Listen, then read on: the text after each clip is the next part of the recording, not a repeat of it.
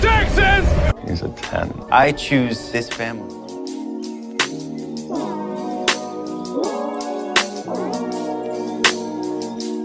Hi guys, welcome to episode 54 of 9-1 Lone Star Roundup. I'm one of your hosts, Katie, and with me are my lovely co-hosts, Grace. Hi everyone. And EJ. Hey everybody. Today we will be talking about season 3, episode 7 of Lone Star, entitled Red versus Blue. I'm so excited for this episode, so not gonna lie, it was a little mouthful trying to even get that sentence out. But there is a whole lot to talk about, so much, so let's get into it. And I'm pretty sure we're gonna go on some tangents, so just beware.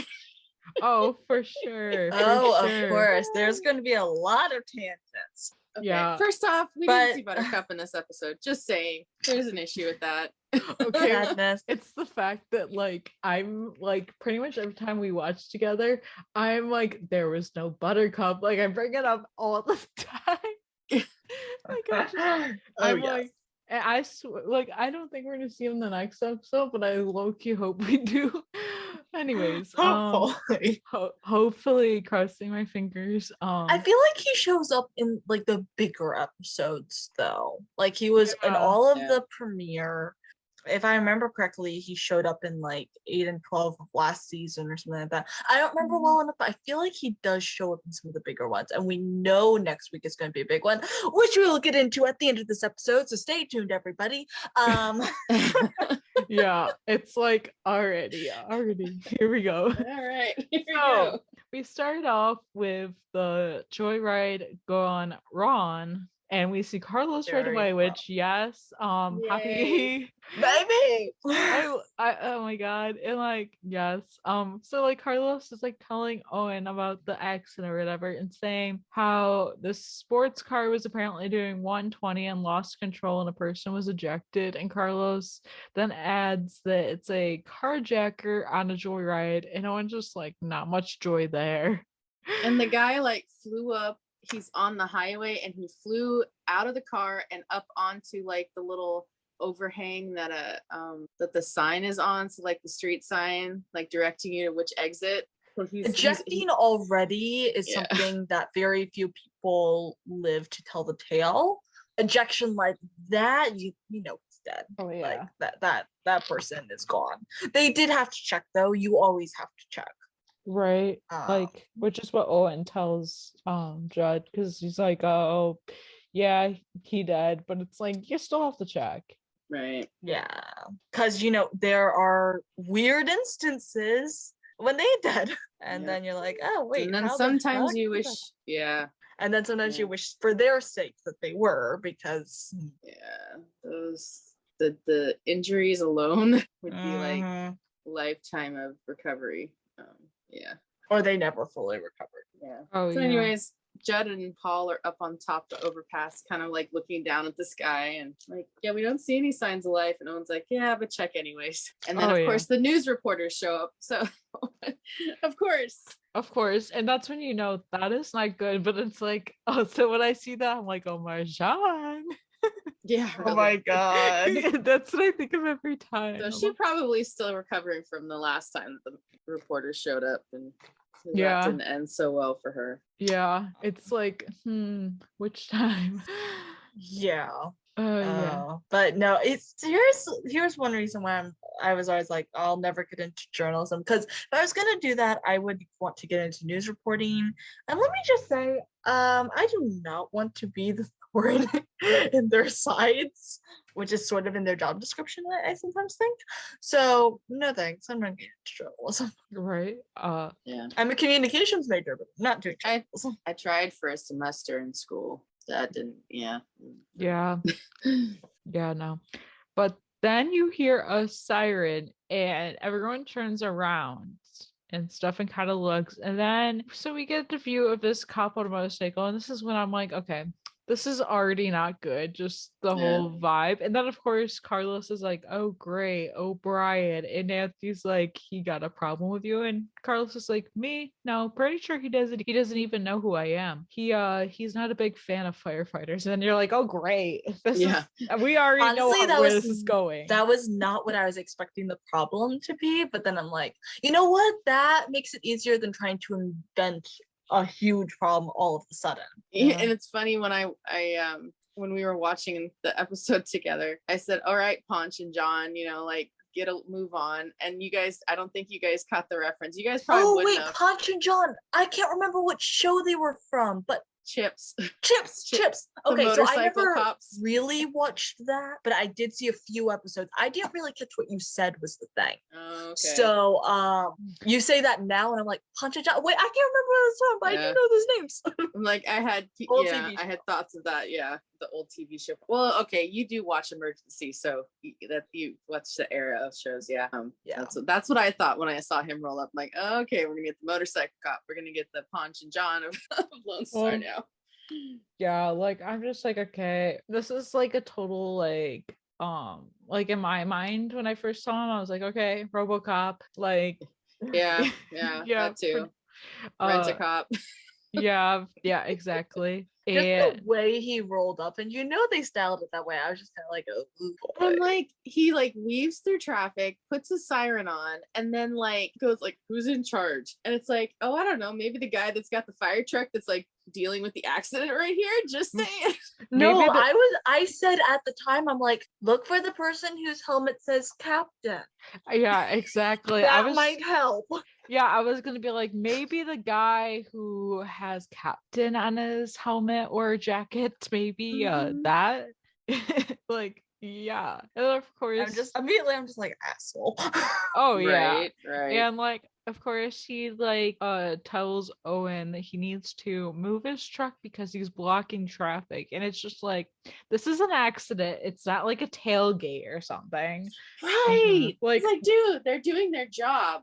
And it's an emergency vehicle in the action of taking care of an emergency, not sitting out there going to the grocery store. Yeah, exactly. That would be one story. But like this is like necessary. Like, and like, people can wait. If they're really in that much of a rush, well, sucks to be them.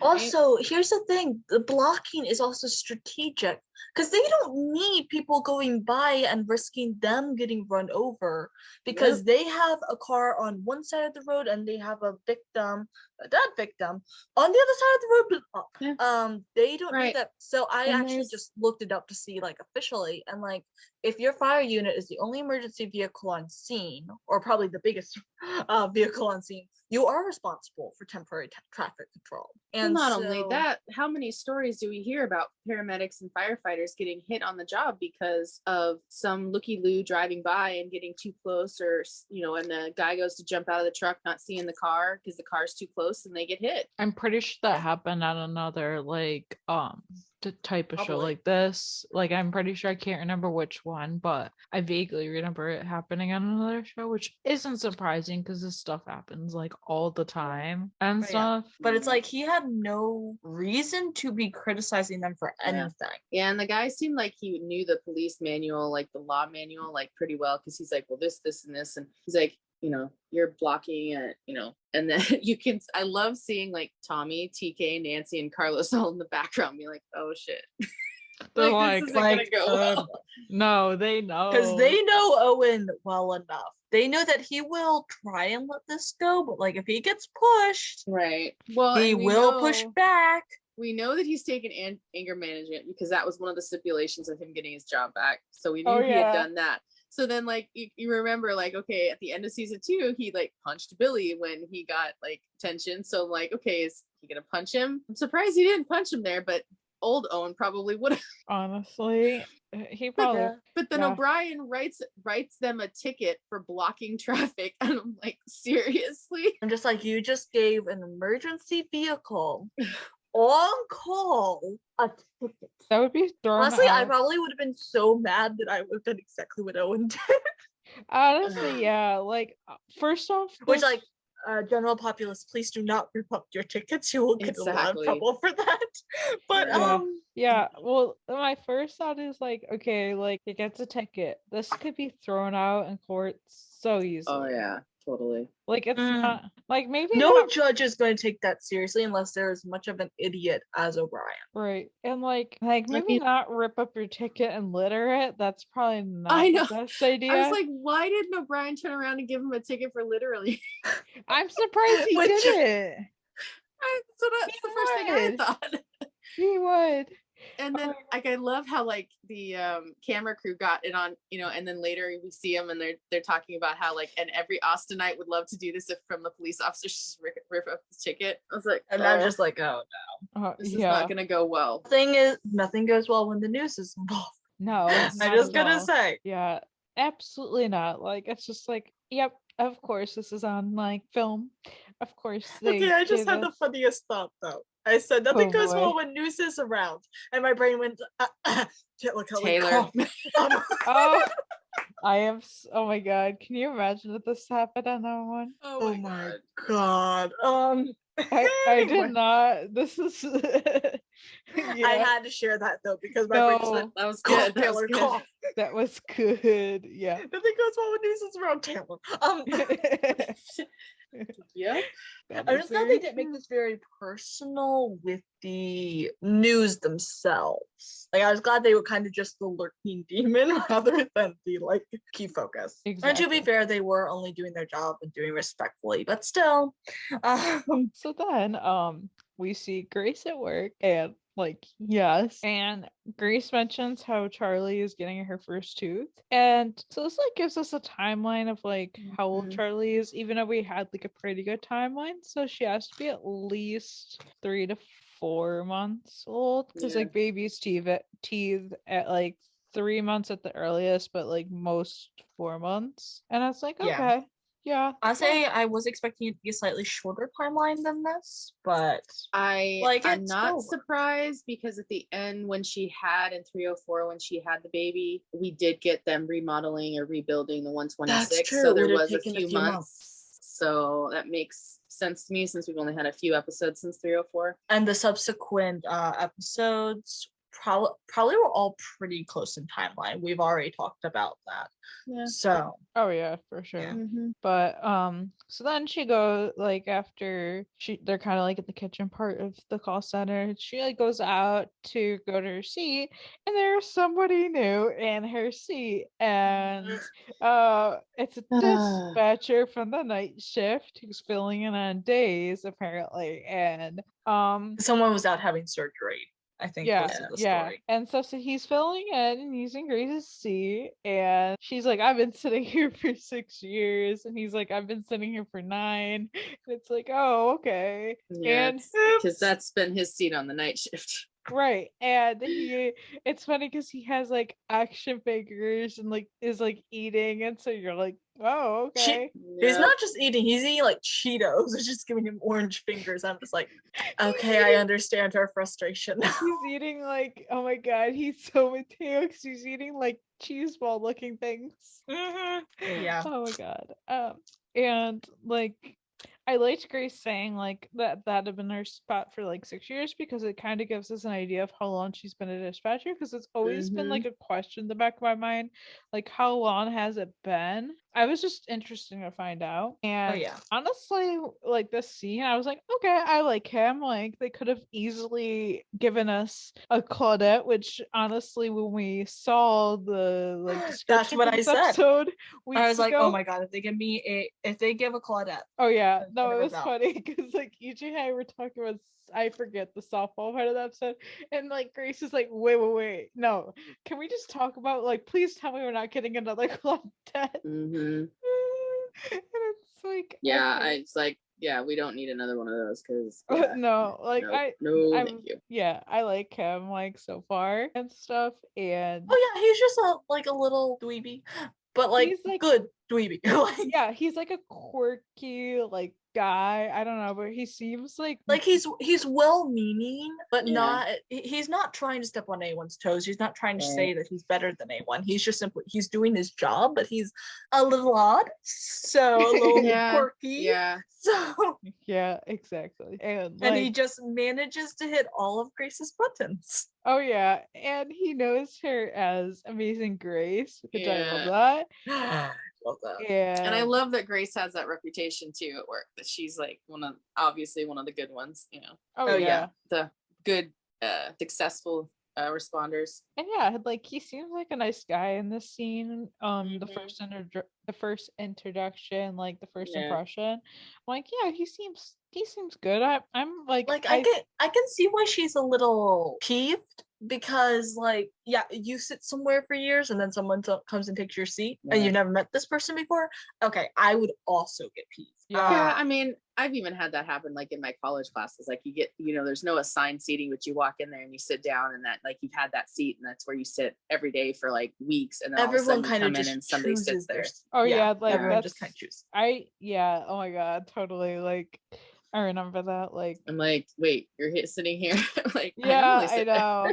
I know. Like seriously. And I honestly like going to the scene knowing that we're gonna get like this type of scenario. I almost was expecting it to be a woman just based on like the description they gave us, but it was so interesting. But I'm glad they didn't, because that made another line between it and 911. Right, exactly. Which I like how they did something different and something better. Just right, because in 911 they bring this successfully great egotistical female responder, dispatcher in, was asked to come in and has this big ego. Yeah. So I'm glad they didn't go that route with this one. Oh yeah, it would have made it like too similar, which I don't like when shows do that. When like, especially shows like this, when they reuse storylines. Like, I don't mind if some things are similar, which there's some similar storylines, but like it's not like too similar. Yeah, well, I mean, it's an emergency series, so you're going to be expected to see some kind of parallels, but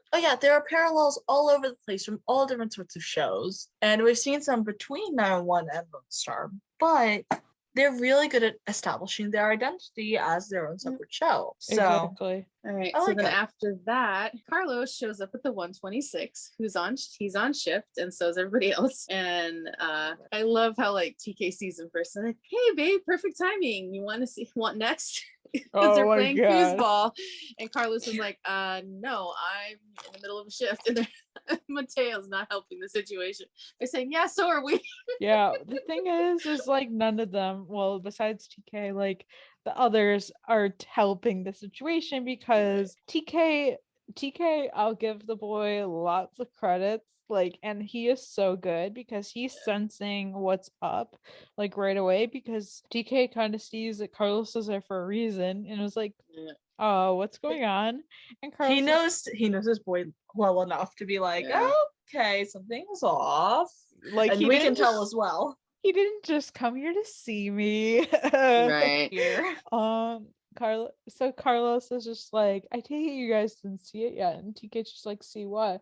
So Carlos shows them a newscast video that had went viral of the interaction of Owen and Sergeant O'Brien, and when he ripped up the ticket and stuff, and Mateo and Marjan and Paul are laughing at it, and TK's face is just like blank, as is Carlos's, and like, because TK knows like, oh, this is not actually good. Yeah, exactly. And Carlos is just like, you guys, this isn't funny. And Martian's like, no, it's hilarious. And TK's like, no, guys, it's kind of not. Like, I mean, it's worse in New York, but it's sort of the same all over, which I like how TK and Carlos were on the same page, because I knew they'd be on the same page. Like, everyone's like, oh no, like this drama, it's gonna break them apart. And I'm like, are you serious right now? And like, then come like, on. yeah, and then Mateo's like, what are you talking about? And Judd, I love Judd just kind of sitting casually on the couch in the background, reading the newspaper, and then he's talking about it sounding like some old Southern experienced firefighter, knowing exactly what he's talking about. Oh yeah, like I love that. He's just like, he's talking about red versus blue. Hell of a lot of police don't like us. It's a rivalry thing. It's because they're jealous. And Carlos is like, well, I'm not sure if that's the right word. Poor Carlos just being the only cop in the room, but it's like of firefighters. I'm like, I don't want to argue with you guys, but also please, I'm a cop. Yeah. And then Paul pitches in is like, oh no, that is the right word. I mean, it's like that in Chicago too. Nobody's happy to see the cops coming, but they cheer when we turn up. I love how Carlos is trying to defend the police without like stepping on toes. So he's like, look, he's trying to defend them without actually defending them. He's right, like, because Carlos is like, look, I know how hard you guys work, but a lot of cops, you guys seem a little lazy. that was so like, hard for him what? to say too, because that was hard for him to like actually spit out the word, especially saying lazy. And like, his facial expressions could tell he was so uncomfortable. I think he was trying to figure out any other word, and then he couldn't. Yeah, and he was like, oh no. And like they all kind of like yell besides like TK, and then Carlos is like, well, to an outsider it might seem that you guys spend a lot of your time sleeping, cooking, playing games, maybe sliding down a pole every once in a while. And Paul's like, okay, that's ridiculous. And Marjan's like, I am offended, we don't even have a pole. And Mateo's like, we should get one. And Judd's like, oh hey, Cap said he is thinking about getting us a nice slide though. And Mateo's like, a slide? No way. And Carlos and TK just sitting there like, guys, come on. Like, you're not helping yourself. Like, that's not helping the conversation here. They're so unfazed because like they know, but like it's also like, come on, like you guys are really digging yourself a hole here. And then Paul's just like, see, Cap is the goat. That's awesome. And Marjan's like, that is awesome. And Carlos is like, I'm just saying, Captain poked a bear today. O'Brien's gonna have it out for all of you. Just be careful. And TK is like the only serious one in the situation. So it's just like, oh, yeah, love it. So you hear it all the time, the police versus fire, red versus blue. You hear it a lot because to the outsider, it does seem like firefighters have it all, a lot to, going on because they have the downtime equipment. They have the, gym in the fire department. They have sometimes a pool table or something, they're cooking, they're having meals together. So they have a lot of stuff going on, and so it can, from the outside world, if that's all they see or think they see, of course I can see where they're coming from. But on the other hand, firefighters work their ass off every day. Also, like, let's not ignore the fact that, like, I believe it's referred to later, but cops are also referred to as like the donut gang and stuff like that. Like, there are a lot of stereotypes about cops too, right? But exactly. I think like one reason is because firefighters aren't exactly running around with guns and chasing people. They go when they're called. They're not patrolling. That's not their job. But for me, I think the thought is, firefighters are basically on shift, say, for 24 hours. And then that 24-hour period of time, they have to take time for their mental health too. When a police officer works, say, a 12-hour shift, they get off at, say, 7 p.m. at night. They have another 12 hours. They can go, they can sleep, they can eat, they can have some downtime. They can like take a shower, take a bath. They can, play games, go out with their kids, do all this stuff that firefighters aren't doing because they're stuck at the station for another 12 to 24 hours. So what they're not seeing is the firefighters have to somehow get their mental health and their self-care still at the station. So firefighters have a tough life. I mean, and they also, I know they say that it's like they have two lives literally because they're oftentimes spend half their week at the fire station and half their week at home. Right. And the thing is, you shouldn't even compare the jobs because they're so wildly different. They're both first responders, but a cop is not going to go running into a burning building with a hose and an axe and 70 pounds of gear. Yep. And a firefighter is not going to not typically going to be handcuffing somebody and running around with a gun. Right. They have very different jobs. So like, I think, unless you're Owen Strand. I was supposed to say. Unless you're Owen Strand. So in 102, we had him try to do a citizen's arrest. That's why I said usually with the handcuffs. Because you're right. Yeah, exactly. That was warranted anyways. Oh yes. Yeah. But we don't carry cuffs. I'm sure we can make something out of some zip ties. Anyway. Yeah. But I loved how kind of TK took it a little bit serious when Carlos was finally talking to them about it. Carlos, as their friend, is coming to say, guys, watch out because O'Brien has, it out for you guys now. At this point, he's just like, he's trying to keep his own head down, but at the same time, he's like, these are my friends. Right. They don't know what's coming. Yeah, it also helps that, not that it would matter if Carlos did know O'Brien, but also helps that like he's almost like an outsider to him. So like he doesn't He's know. not on O'Brien's radar. Right. Fortunately, I don't think he ever enters the radar during the episode, which I was glad. Like, I was a little worried that he would, because he's, dating a firefighter, but yeah, that would have either he didn't care or that would have been too much unnecessary drama. Like if they had. Oh yeah, I like how they did it. Oh yeah, same.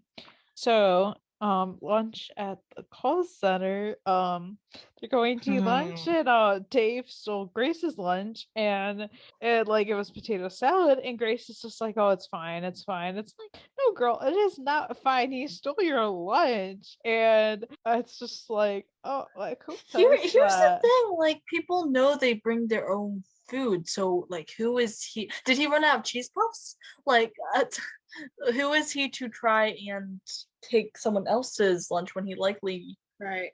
It's common sense that other people would, and this is like a common thing that happens in offices and stuff like that. It happens when you're living with people. Like, I remember I had roommates, like they would literally take my food without asking, and I'm like, I would put my name on and everything, and I'm just like, that just because this is here doesn't mean that you have rights to it. It's not a free for all. Yeah, like if I tell you, oh hey, I have this, you can eat it, but like when this is like my stuff, nope, not yours. If it's not something you bought, don't get it, or something that is for everyone. But then Dave makes a comment saying like, oh, you're quite the little cook, and Grace is like, my husband made I'm that. just there like, oh, he did not. Because like that personally offends me so much, like the whole little cook. I'm just like, oh, that's demeaning. I know he didn't mean it as such, but that does not like affect that it was sort of demeaning. I hate, because I'm just there men, like, this doesn't bother me that much, but like it is bothersome, and men always talk like that to women, and I'm just like, why? Yeah, just the assumption that yeah, and like, so like, yeah, like Judd made it, and then Joel's just like adds to the record, not so little. And for the record, not so little, and I'm just like, ooh, yes. Yeah, you do not, like, he is a big teddy bear, but you do not want to mess with that man, especially when it comes to Grace. Like, yeah, no. Yeah. But of course, the 126, or at least Judd, Mateo, Paul, and Marjan are out getting food. And it's like, okay, I already don't like where this is going. And Marjan, Paul, and Mateo are like riling up about this whole scenario. And then Judd's just like, okay, let's not overheat it. They're first responders just like us. We're on the same team. And then, of course, they go outside and then everything changes because the truck is getting towed by the sergeant, of course. Like, what else? And I was so pissed at that point, because I'm like, so was I. Yeah, I was like, seriously? Well, I was pissed because I'm like, he must have been following them, because they couldn't have been in that coffee shop more than 10 minutes. Yeah, also, 10-15 minutes at most. Also, I don't, especially since there were 3 of them that were like doing the shopping. 4 of them. Yeah, 4. Yeah. We're just getting coffees and like pastries from the coffee shop. Yeah, I don't like people being like, and there was no designated parking either. Yeah, I don't like people being like, well, they weren't on a call technically, so they shouldn't have been parking on the street. It was literally a city street. There is no like parking lot. And also, do you really think a fire truck is gonna fit like in a parking garage? No. Not easily. I mean, we learned that ambulance won't. Yes, technically speaking, you should not park in a fire lane when there is not a fire or an emergency. However, there was no designated parking in sight. Like, this is literally a corner of a street with tons of different shops around it. There isn't room.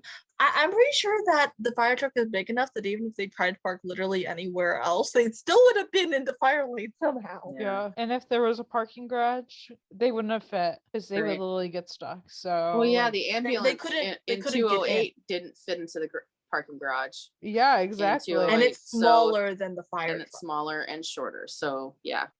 And So regardless, they did what they could do, is to park in a fire lane to, it's a fire truck, fire lane. And also, to be fair, if something had happened where the fire lane was needed, they have a fire truck. They're literally right there. Exactly. Like, oh, we can use our fire truck now for like. It's not the same as like if civilian had done that, because yes, then they would be blocking emergency vehicles.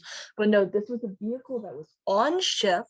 They could have responded to anything, and then they technically would have been allowed to use the fire lane. So all that is to say is this was literally just retaliation. Oh yeah. Oh, totally. Yeah. Totally. And it's just like O'Brien being like, you parked in a fire lane, and Mateo being like, it's a fire truck. Like, no shit. And then so get ticketed or whatever. And O'Brien leaves and Martian's just like, Uber? And it's like, okay. All of them piling into Uber. Yeah, that would be interesting. They probably would have had to have ordered 2 though, because I don't think you can carry more than 3 people in Uber. No, not necessarily. So yeah. Then they go back to the 126 and the truck's being backed in, so like they get it or whatever, and Owen is totally like just heated because he's like, I'm telling you, if they put a scratch on this thing, and Tiki's just like, Dad, remember what they taught you in anchor management, deep center breaths. And it's just like, okay, telling anybody to basically like calm down is not a good idea. And Owen's like, I'm not angry. And he's like, oh yeah, because the veins in your neck are a little bulgy. And he's like, no, I'm concerned the APD has a moron with a god complex locking up emergency vehicles. And it's like, yeah, that's right. And like, if someone had needed the fire truck of the 126, there would have been an issue because they didn't have it. Right. Yeah. And the firefighters wouldn't have really had another, especially if the ambulance had been on the call, because then they would have had absolutely no transportation to get anywhere.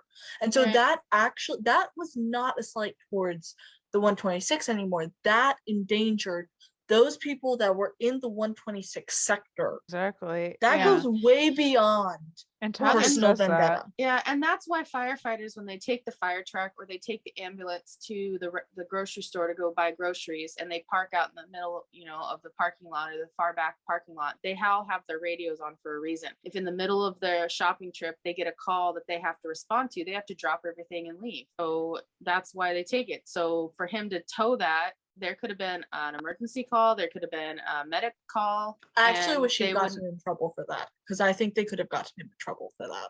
Oh yeah, he for everything he's done, he should be getting a ticket himself, and charged, and probably even lose some of his rank, lose his sergeant credentials for that. Yeah, demotion. That's what I was looking for. Yeah, that would definitely, like, I could definitely see him getting in trouble for that. For abuse of power, honestly.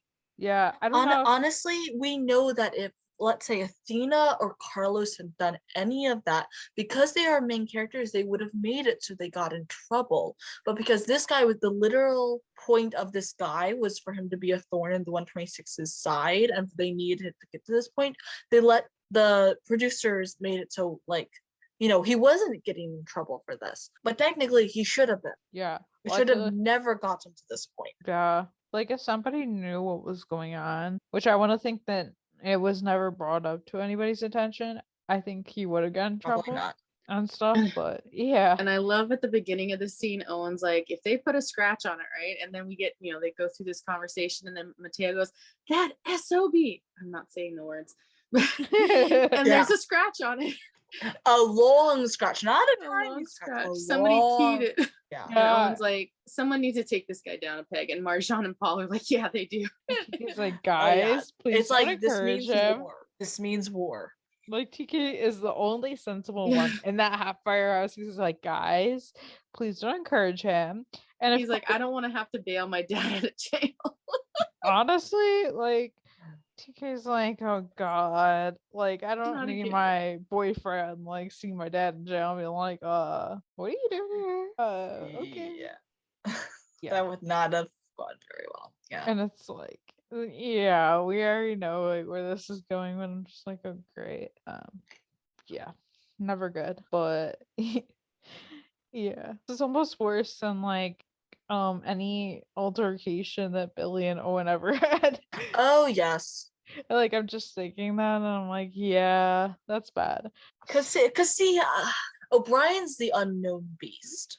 There was a certain level of familiarity with Billy and like his motives and stuff. This guy just hates firefighters. Yeah. And so, okay, but here's the thing. Imagine all the shit he was getting away with, because firefighters and cops go on a lot of calls together. So imagine all the other shit he was getting away with.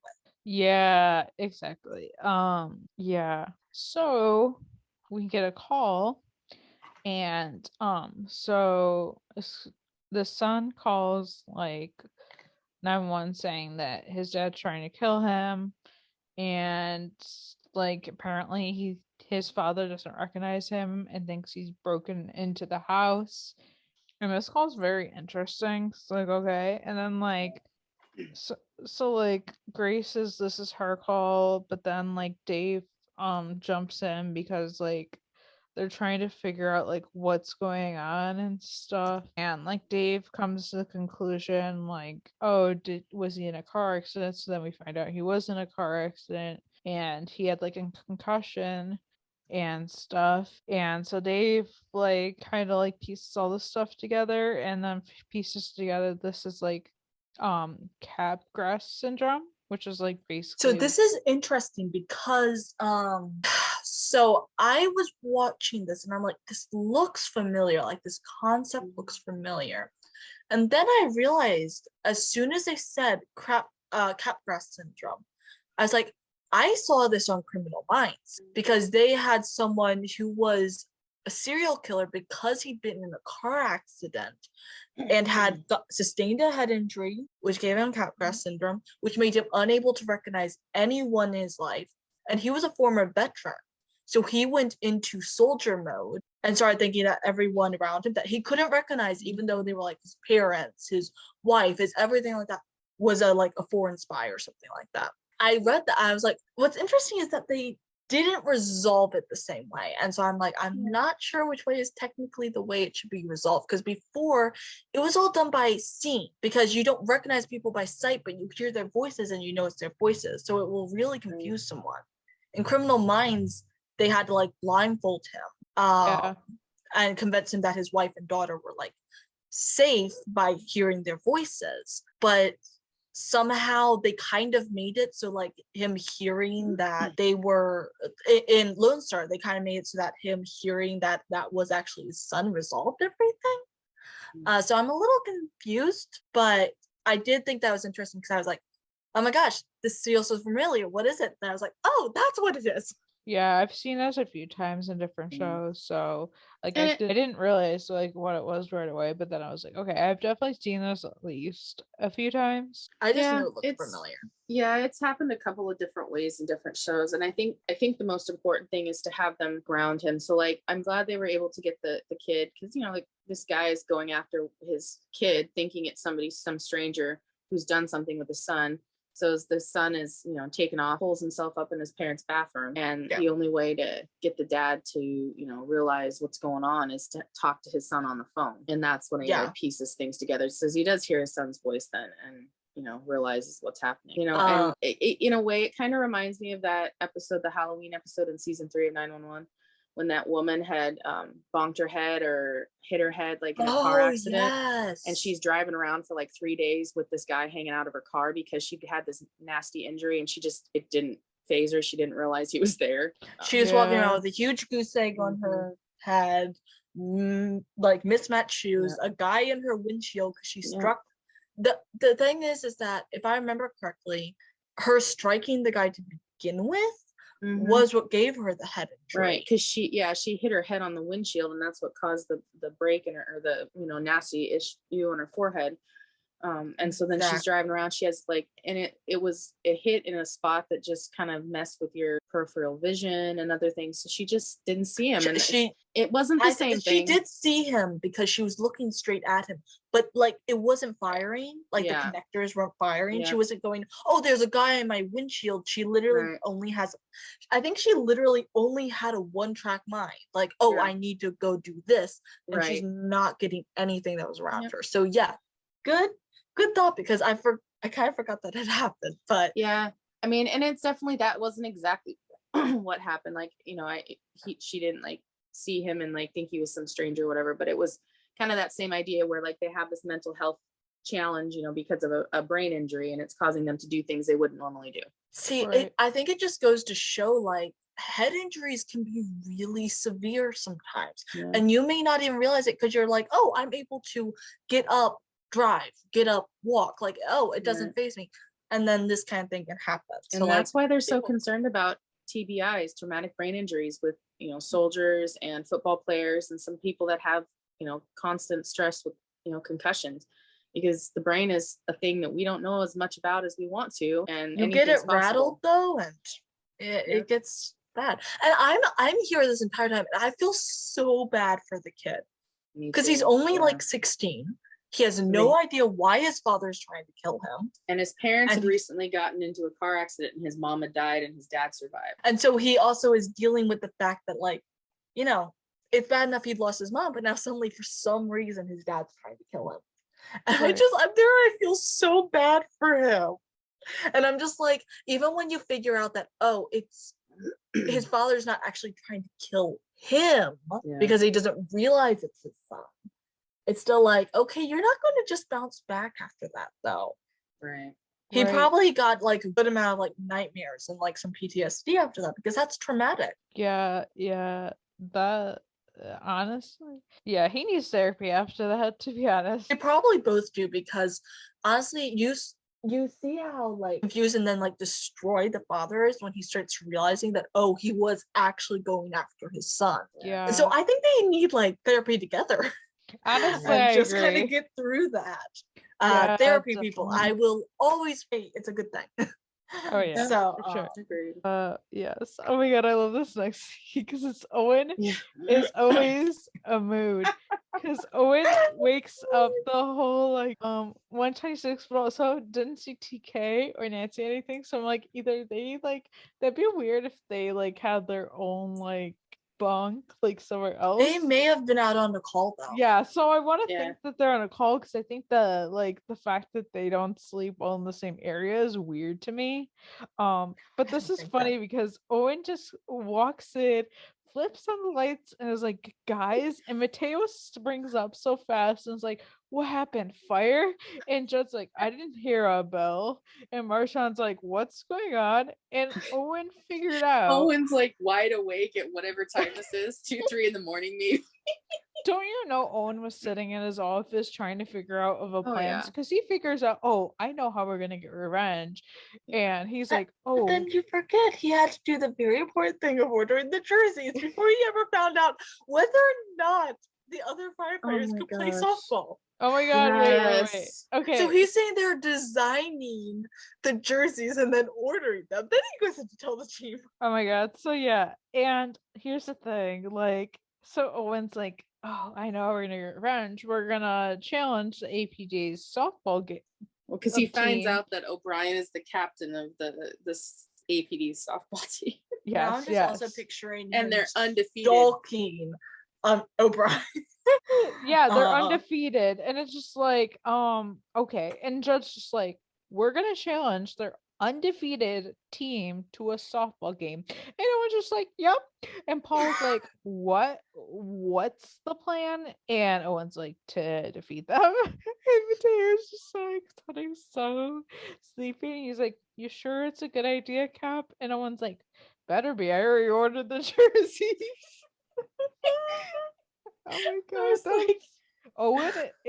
That is Owen, because Owen is the kind of person to go head first into something without thinking it through. Oh, we know this. We already know that, guys. He's a smart guy. He's a good captain.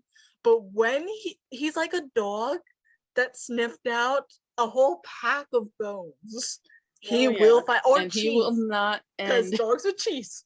He'll be like single-minded, and it'll just be like everyone else is One going, crack what mind the with heck? Owen. Yes. Yeah, and like it's just like that's so typical. Like he always does this, and Owen's just like, "All right, you guys look terrible. Get some sleep. You're gonna need it." As he leaves the bunk room again, I'm like, oh no, is he ordering them like specialized sneakers now? And it's like you're the one that woke them up. Like, of course they look terrible. Mm-hmm. I love that whole scene. It's just like, oh my Yeah. god. Yeah, I think it's one of the best in the episode, honestly, just for comedic relief. Yeah, like I'm sorry, but how can you hate Owen after that? Like I don't ever, but like I'm just saying, No. like if you do, like you have to take some type of comic relief in that because that is funny. Oh yes. It's funny because it's just like so typical, but it's just funny Mhm. anyways. I was just like, and oh boy, okay. Oh well, if you can't beat him, join them, and no one's Right. beating him. So Yeah. So yeah. And then of course, Judd and Grace, the next day, I would say, Judd finding his lucky glove that apparently is like a family heirloom that like his dad used and then his dad's dad used. It's just like okay, and it's lucky apparently, and I oh, mean, yeah, Yeah. we hope. we hope, yeah. Meanwhile, Grace is writing her name on like all of her lunch. It just is like, Like, why are you can I? autographing your lunch? Yeah, the way he says it, like, can I ask why you're autographing your yogurt? And it's just like, I mean, that's normal. And just like, he kind of mentions like she says like, oh, I'm just doing this so Dave doesn't get confused. I'm just taking ownership of what's mine, and I'm like, same girl, same. Like Jed mentions like how competitive she is because she mentions about how Dave took over one of her calls, and I mean he didn't take over, he just helped her. That was the one thing that irked me because it wasn't a Claudette takeover like she did with May or something. He didn't even jump in saying anything really. He was in the background being like, oh, I'm seeing something here. Help me out. Like, let me help you out. So I was there like, okay, that's not quite right. But she does acknowledge that like if he didn't do that, that it was fine that he did that because like it did help, but she wanted to get there on her own. She's like, I would have Mhm. gotten there. But it's also she doesn't like she's not like mad per se about it. It's just like she's like, I would have gotten there, but it's like sometimes I feel it's like okay. I feel like it wouldn't have happened with any other dispatcher or even Dave if there already hadn't been the thing of like him taking her lunch and taking her seat. Yeah. And she's like, now he's taking my calls.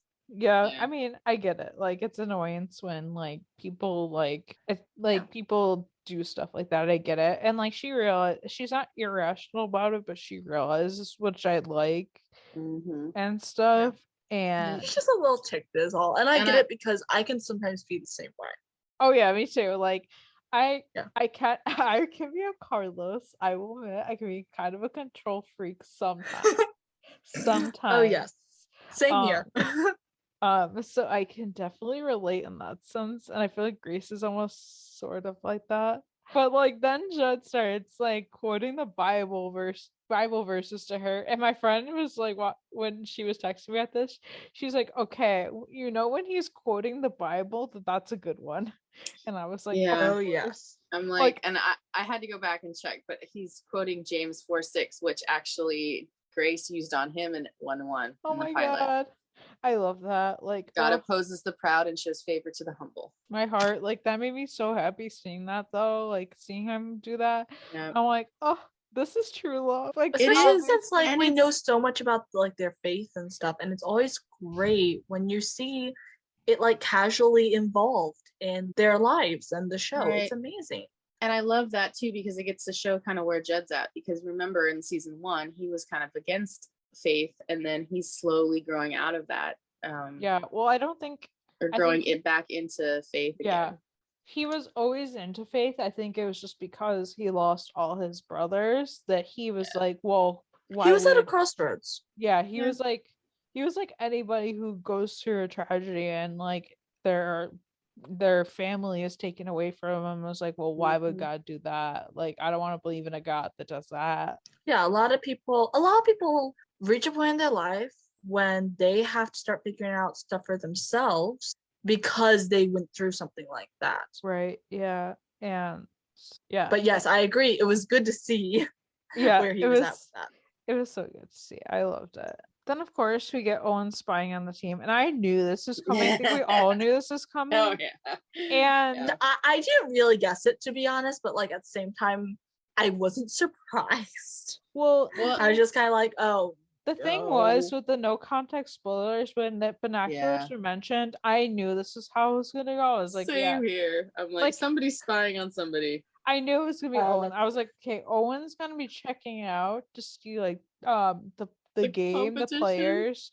Of course, that's so Owen. And the one thing I did not like out of this scene is Tommy mentioning Pierce, and I'm like, nope, I don't like it. Nope, bye. I don't either. Okay, here's the thing. When they brought up bringing in someone else, I forgot Pierce was supposed to be in this episode, and my brain went, Billy? Is Billy suddenly really good at talk? I would have taken Billy over Pierce. I wanted Billy 1,000,000,000% would have taken Billy over Pierce. I do not like Pierce. And Billy Burt can play sports. We missed so much. Okay, it was the fact that they literally, like, we'll get to this, but I just want to say this now. It's the fact that they literally didn't add any lines saying like, oh, this person's really good at like softball, baseball. Like, they didn't add those in, but they had to bring this guy that nobody likes back just to use him. So which leads into that scene. Which I was like, there's no. It's not like he was sticking around at the end. Oh, thank God. Like it's not like he was sticking around. So like, why the heck did they bring him? I can't believe he didn't realize what they were doing. He must be dumb. Honestly, I feel like he did, but he just never really acknowledged it until he had to. Yeah. Or he's just super dumb. I feel like he could be dumb because come on now, like seriously. Which Tommy mentioning him kind of leads into the next scene where they're bringing him back, leading him on, and they make this deal with him that like, and it's just this is not good. Nope.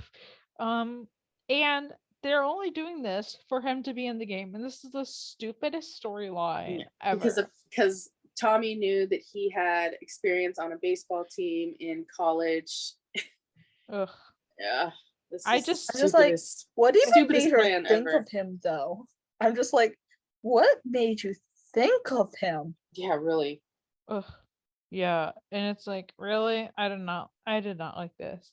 So then we get to the actual part of the episode that I'm actually excited to see, which is the softball game. Like, come on now. And of course, we start with Pierce being late, and it's like, okay. And then the news is arriving, and it's like, okay. Already I did have a good feeling with the news there, because I'm just like, oh, that spells trouble. It always spells trouble. Oh yes. Yes. And so this scene, I'm just like, oh dear Lord. So the sergeant is like, you ready to get your ass handed to you to Owen? And Owen's like, hey man, we're firefighters. We're born ready. All right. And if there's gonna be any ass handing today, it's gonna be my hand at your I'm just there like I was like, TK. I was like, TK, show your dad how to smack talk. They should have thrown a line in there. Could have come up with something better than what Owen did. I'm sorry. And I know it was done on purpose. No, you know it is. Come on. You know it is. And I just wanted TK to be like, to be honest, his face was well worth it afterwards. What the fuck? Like he realized. He realized, he was like, oh. Yeah, I didn't mean that. And it's like, it's just like, I wanted TK to be like, oh, Dad, it's not something you should say. Or like, Dad. That was really, that did sound like I think you wanted it to sound. Like that, no. And it's just funny like seeing like first little bit of the game, because you can tell that like, okay, Judd is a football player, not a softball player or even a baseball Right. player, and you can tell, and we already know that he like played football, so like Mhm. it's funny. And then other like little things we get are like Carlos in the stands blending in, which I knew he'd be in the stands. I Oh, knew yeah. it. After I saw the pictures Natasha posted of him with civilian clothes on, and I kind of had a feeling I would have liked to have seen him play, but I'm glad he was in the stands. Oh, I never thought he was going to play, and I'm glad he didn't, because like, yeah, because we know he would have had to have played for APD because he's not a firefighter, and I didn't want to see that. I was just telling somebody earlier, I was like, I would have liked to see Carlos play, because yes, I would have loved to see Carlos in the uniform, but not for the reasons that they were playing this game.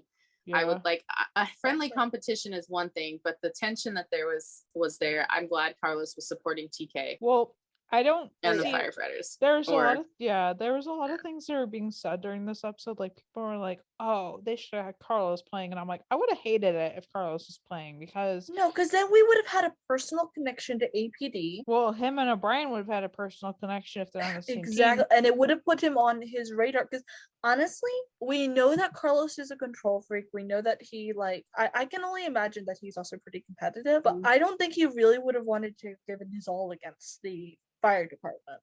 Yeah, exactly. And like I liked seeing Carlos be like the supportive boyfriend. He's hiding that so that he's on no one's radar, but he is there to support his boy. And I'm like, and he's wearing like a navy blue baseball cap that's like pulled down. It's like he's trying to be inconspicuous in the most conspicuous way possible. I know. Right? I'm like, are we sure we want this boy to be a detective? Don't get me wrong, he'll be an amazing detective, but still. He's wearing the serial killer sociopath cap, and I'm just like, if you know, you know. I just love it. And then like, oh my god, like Nancy going up and being like, I should have told you, but I suck. And they're just, Owen's just like, what do you mean you suck? And she played softball in like high school, whatever, but they would call her like, what was it like what was the next name? Big Whiff or Big Whiff, yeah. Big Whiff. Something with, yeah. Yeah. I knew it was something like that, but I couldn't remember. And I was just like, ouch. Like I never played sports in high school because I was never in high school because I was homeschooled. But well, and I feel like I would have been a Nancy. Yeah, so, I would. I'm like highly competitive. Okay, here's the thing about me. The last sport-ish I played was like a YMCA team, so you know that's like not really like, it's like fun sport. And that was like when I was like 6 or 7, and it was soccer, and it was a very traumatizing experience for me, so I never played. My parents never put me in sports after that, because like nope. Well, and this scene was kind of odd too, because I mean obviously we're getting all these like montages of like somebody hits the baseball, they run, they get a home run, you know, and we see like the score like bouncing back and forth. Pierce shows up, he'd been detained by police for a rolling stop, so he didn't officially stop. Yeah, right. No, APD pulled him over because so they had their own plan. Yeah. And so when he does finally show up, him and TK and Paul are all like hitting well.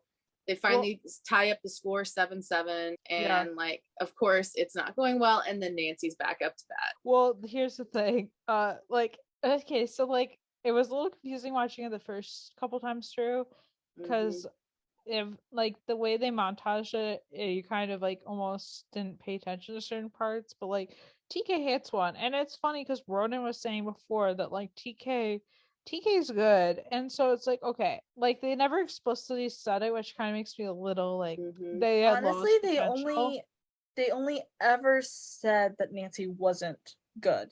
They never said anything about anybody else. Yeah, they should have explicit, because you can tell that like TK was good, so they I feel like they had lost potential, or they should have been like, oh yeah, he played baseball, or like, because he was good, he looked good, and I'm like, okay, because I see even that.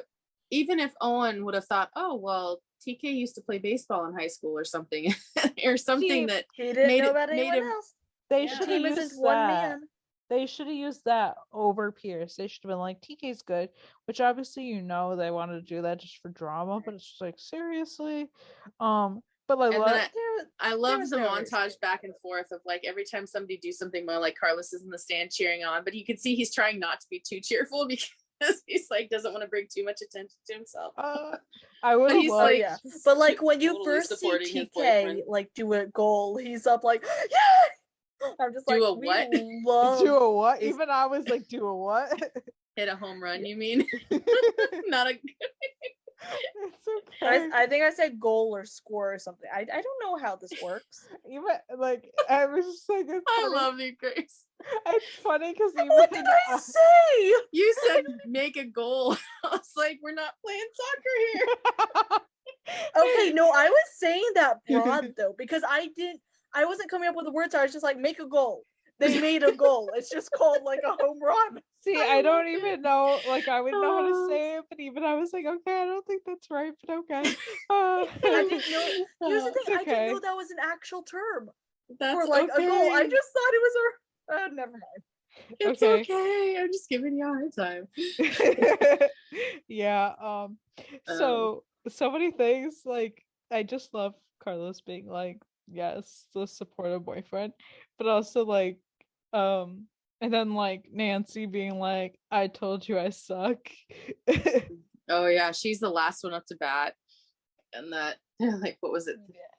No outs, and so O'Brien tells everybody, "Oh, this is gonna be an easy out," and so she like, yeah, I love how she kind of redeemed them though. Yeah, because she's like, okay, if you're gonna, I forget the actual line she said because she had gotten out like twice, and then we're waiting for the last one. She's like, okay, if you're gonna whiff big or something like that. I think that's Mhm. what. I think Yep. that is what she said. Yeah. So then she does hit it on the third time, and like we're like, yes. And so she's like running, and then of course one of the guys trips her, and it's like, of Oh, yeah. course. He purposely so steps obviously back to purposeful. trip her.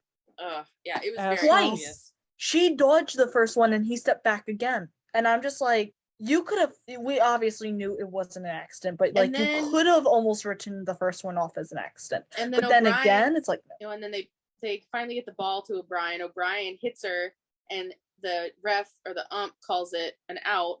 Well, she was already at the base, so she must have stood up and run or slid into first or home. Yeah. Well, I think. And then they're like, you know, that's an out. I was like, oh man.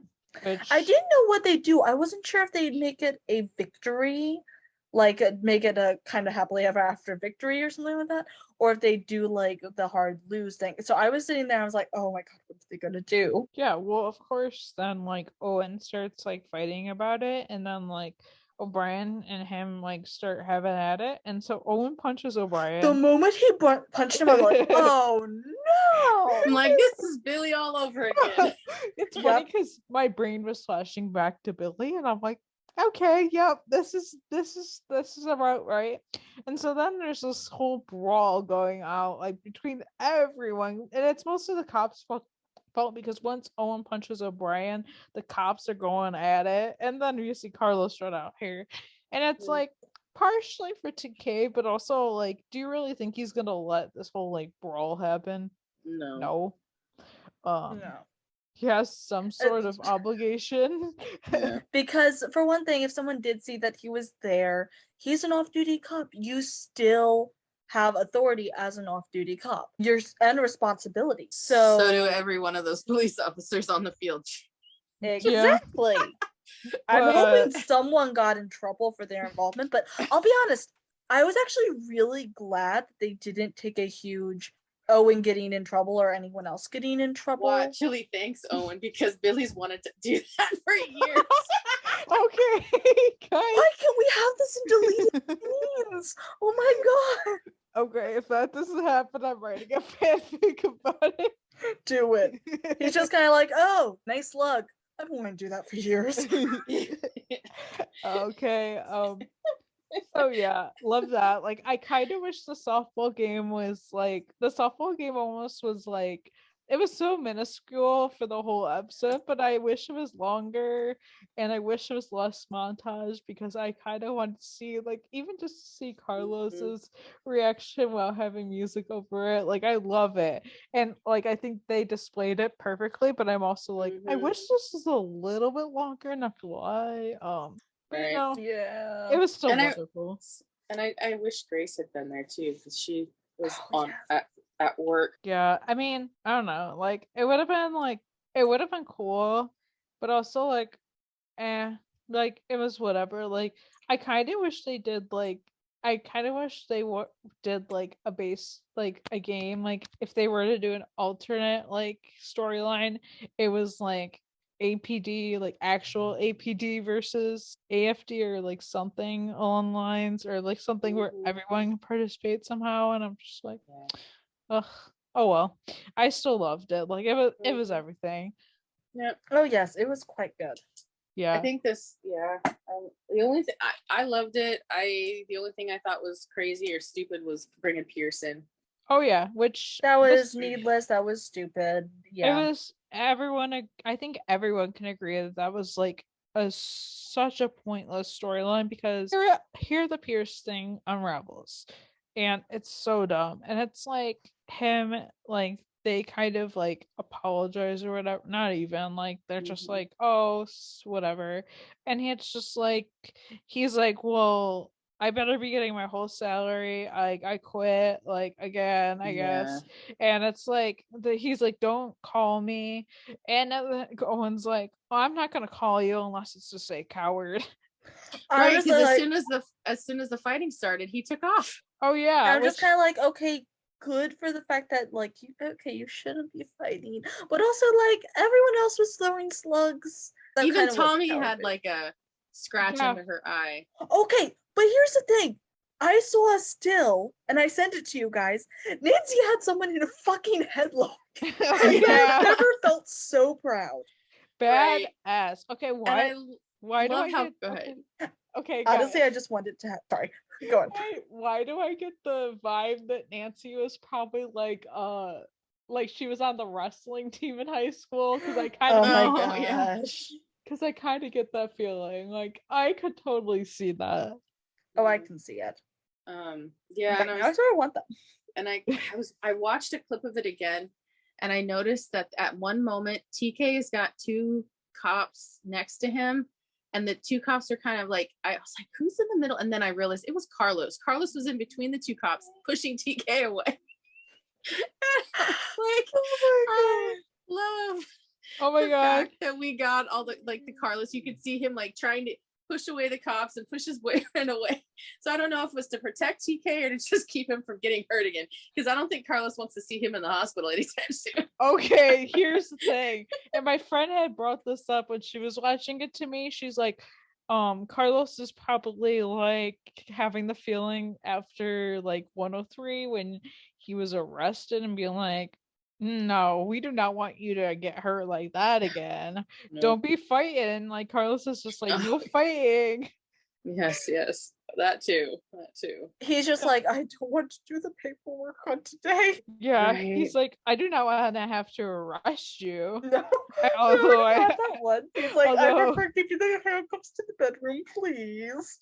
Although I don't think, I mean, I don't think TK wants to get arrested, but like, handcuffs, I don't think you would mind that. No. Yeah. Though I'm not sure the mood was quite right. Yeah, that was definitely not the place. But Lone Star, if you want to give it to us, Loft. Yeah, just saying. Yeah. So this next call, Dave's call, I guess. So this guy like calls like, and he's definitely like under some influence and stuff. You can tell like at first. Just trigger warning, y'all, because yeah. Yes. Trigger warning. Yeah. It honestly, like, yes, but it also wasn't like, I thought they were gonna go like, I was kind of hesitant when they started talking, because I was like, how deep are they gonna go? Because obviously we know the last time they hit this line of thing, it went a little too far, and they didn't include a trigger warning. Yeah, so it was sort of like, like this wasn't graphic at all, so like I kind of understand fine. it. And Yeah. honestly, like this made more sense. But anyway, so this guy, he got this call for this guy. He definitely sounds like he's on something. And then we come to find out that like he took sleeping pills and he doesn't want his kids to find him like this. So it's like, don't let my kids come here or something like that. My heart was breaking at that. I'm like, oh. Yeah, and like, so like, because usually a lot of the times when people do that kind of thing, they sort of have tunnel vision. Like it's a tunnel, it's a dark tunnel, you can't see the light. And it's hard to think about anyone other than yourselves, other than obviously he was thinking this was the best thing for them was to kill himself, like that would be better for them. But he did consider his sons, I think it was 2 sons, yeah, it was enough to be like, I don't want them to find my body, Right, because and- that will traumatize them for the rest of their lives, even more Yeah. than losing their dad. Yeah, and Dave tells him the story of how his dad like took his life or whatever and stuff. And it's just like, okay, that's sad. And then like, so then like during this call, because the guy doesn't admit it's sleeping pills until he's talking to Grace, but obviously we all know he took something. And like Dave's trying to get the answers from him. And during this call, he suffers a heart attack. And it's just like, oh shit. Like, Like, oh And dear. then he wants Grace to take over his call. yeah. So like Grace is going to him and telling Joel to pick up his call, but she's like, no, you need to do it. And so Grace takes out on like his call and Grace helps this guy and stuff. And like then eventually the 126 gets there and Nancy picks up the call saying like how he's okay, but his rug is not. And then like because Grace had told him to go because he'd taken some overdosed on sleeping pills, so she said go get the spoiled milk and drink it because it'll help you vomit. Mhm. That was okay, that just made me queasy. yeah, Like it's disgusting, but also effective. not as bad as last week's episode. Just saying. True. That's why I'm glad they didn't go too graphic because it's already hard enough when you get a call like this. And I think they were going a lot more for the emotional hitter than anything else. And I think, honestly, I think they learned their lesson from last time because they got a lot of flack for not handling it quite right. So they handled it a different way. And like, he took something, you hear that he took something, but they also didn't do a very violent death. And like statistically, men tend to do more violent suicides. Like this is very stereotypical, but I actually think it's statistics as well. Like women tend to do more of the like sleeping pills, that kind of thing. So I was glad that they had him do the sleeping pills because that is something like inducing vomit that will help like stall everything. He's still gonna need to go to the hospital afterwards, but that's stallable. Depending on how many you took, depending on time, everything is time sensitive when it comes down to that. So as in any emergency. But sorry, one thing that really bothered me about this, in the pilot episode we are introduced to TK, who basically has the same thing happen. And Nancy responded. I literally forgot that happened. Nancy responds, which means the 126 paramedic team is there, which means TK's probably with her. Yet there's no mention of TK dealing with that. But I'm like, that should have been something they talked about, or at least addressed in some way. Honestly, from TK's point of view. I think that would have been a little bit too much for the episode.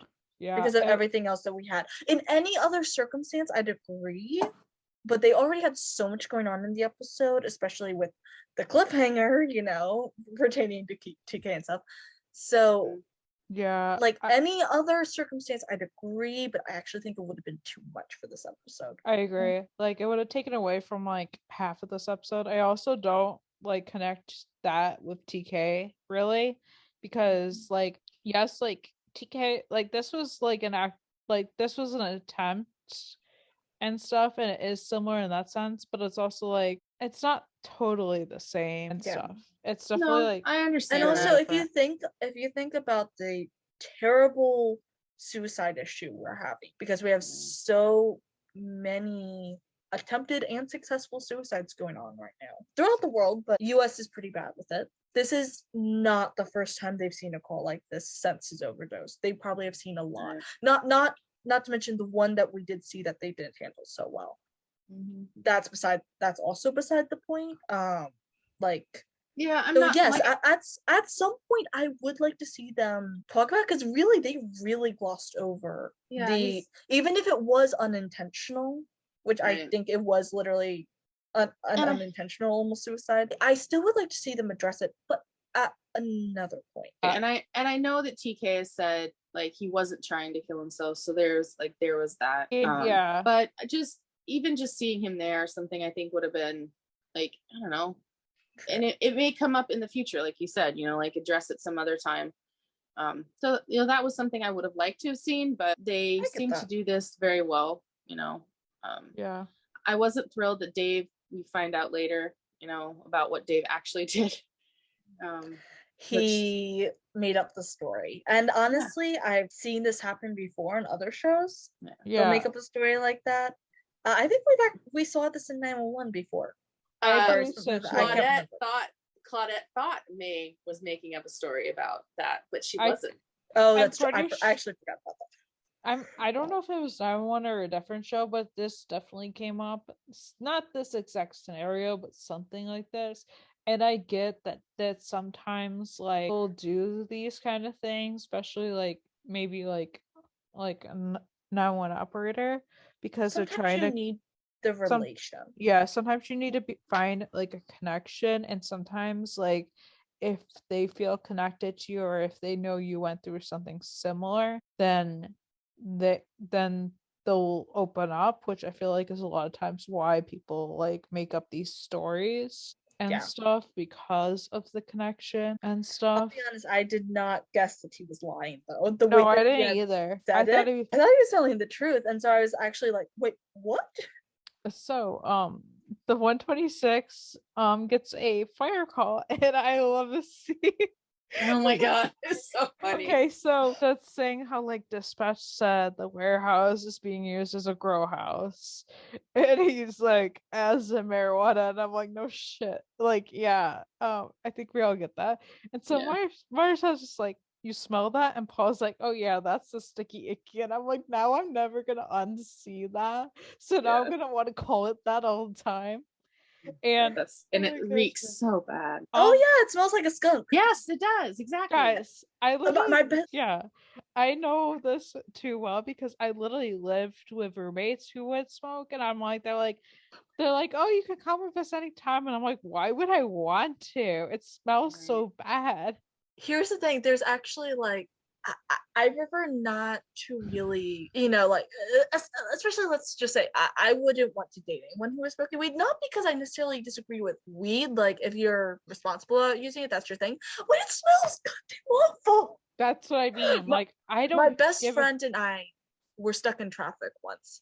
We were driving to his place, and traffic was crawling for some reason. I don't think we ever figured out why. But like, we were stalled at one place, start getting something through the vents, and it's weed. And I'm just like, by the time we move out here, we're both going to be like secondhand high. Oh, it's so like.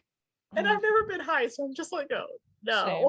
Fortunately, we managed to move before anything happened. But I was like, oh no. So then, they go towards the police car, and it's like they're dosed. Yeah, they're so high. Oh my gosh, yeah. Just the cops are like, oh yeah, we arrested these guys. Look at the butterfly. That was kind of they were so funny. Yeah, there's like 2 police cars, and there's like 4 cops, and I'm like, thank God Carlos is not. Oh my god. To be honest, I would have found that funny. It may have been too much, but I would have found it funny if TK had to look after his accidentally stoned boyfriend. Oh, I should tell you.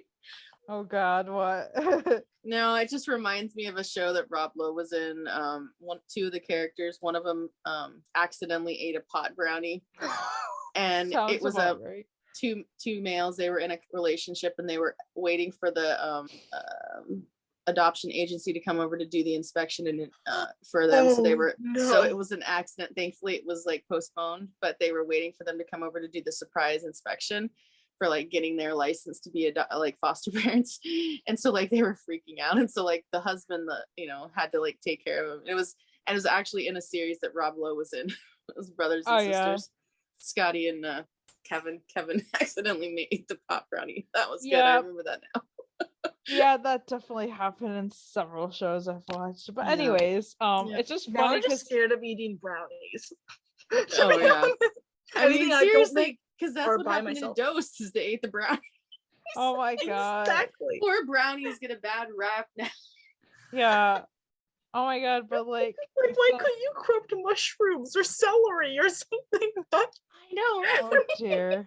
But like I just like that they like did like something kind of like Dose, because it gives us that vibe, and I've always liked that's the only part of that episode I actually like. And this is like the Lone Star version, and I'm like, yes, and I'm like, I'm just happy. Fortunately, there's a lot more in this episode that we like. Oh yeah. Like I just like that it was the cops and not the 126 for obvious reasons. Oh yeah. They're not gonna like.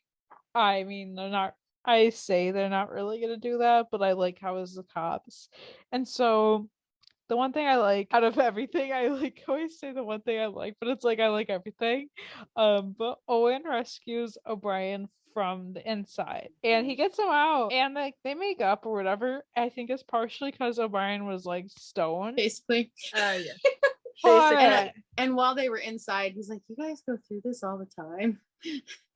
He's a completely different person while high, and I'm just like, can we keep him high all the time, because I actually like this version a lot better than the other one. Right. Yeah, honestly. But I like how like this kind of storyline wraps up, because then back at the station the news comes on, and Owen be like, do we have to watch this? And it's like Marjan's just like and like Owen had said on the news like after this whole scenario that the APD is their brothers and sisters, and like brothers and sisters sometimes they fight, and it's just like Mateo's like, oh Cap, you're taking the high road, and Owen's just like, oh no, I was telling the truth.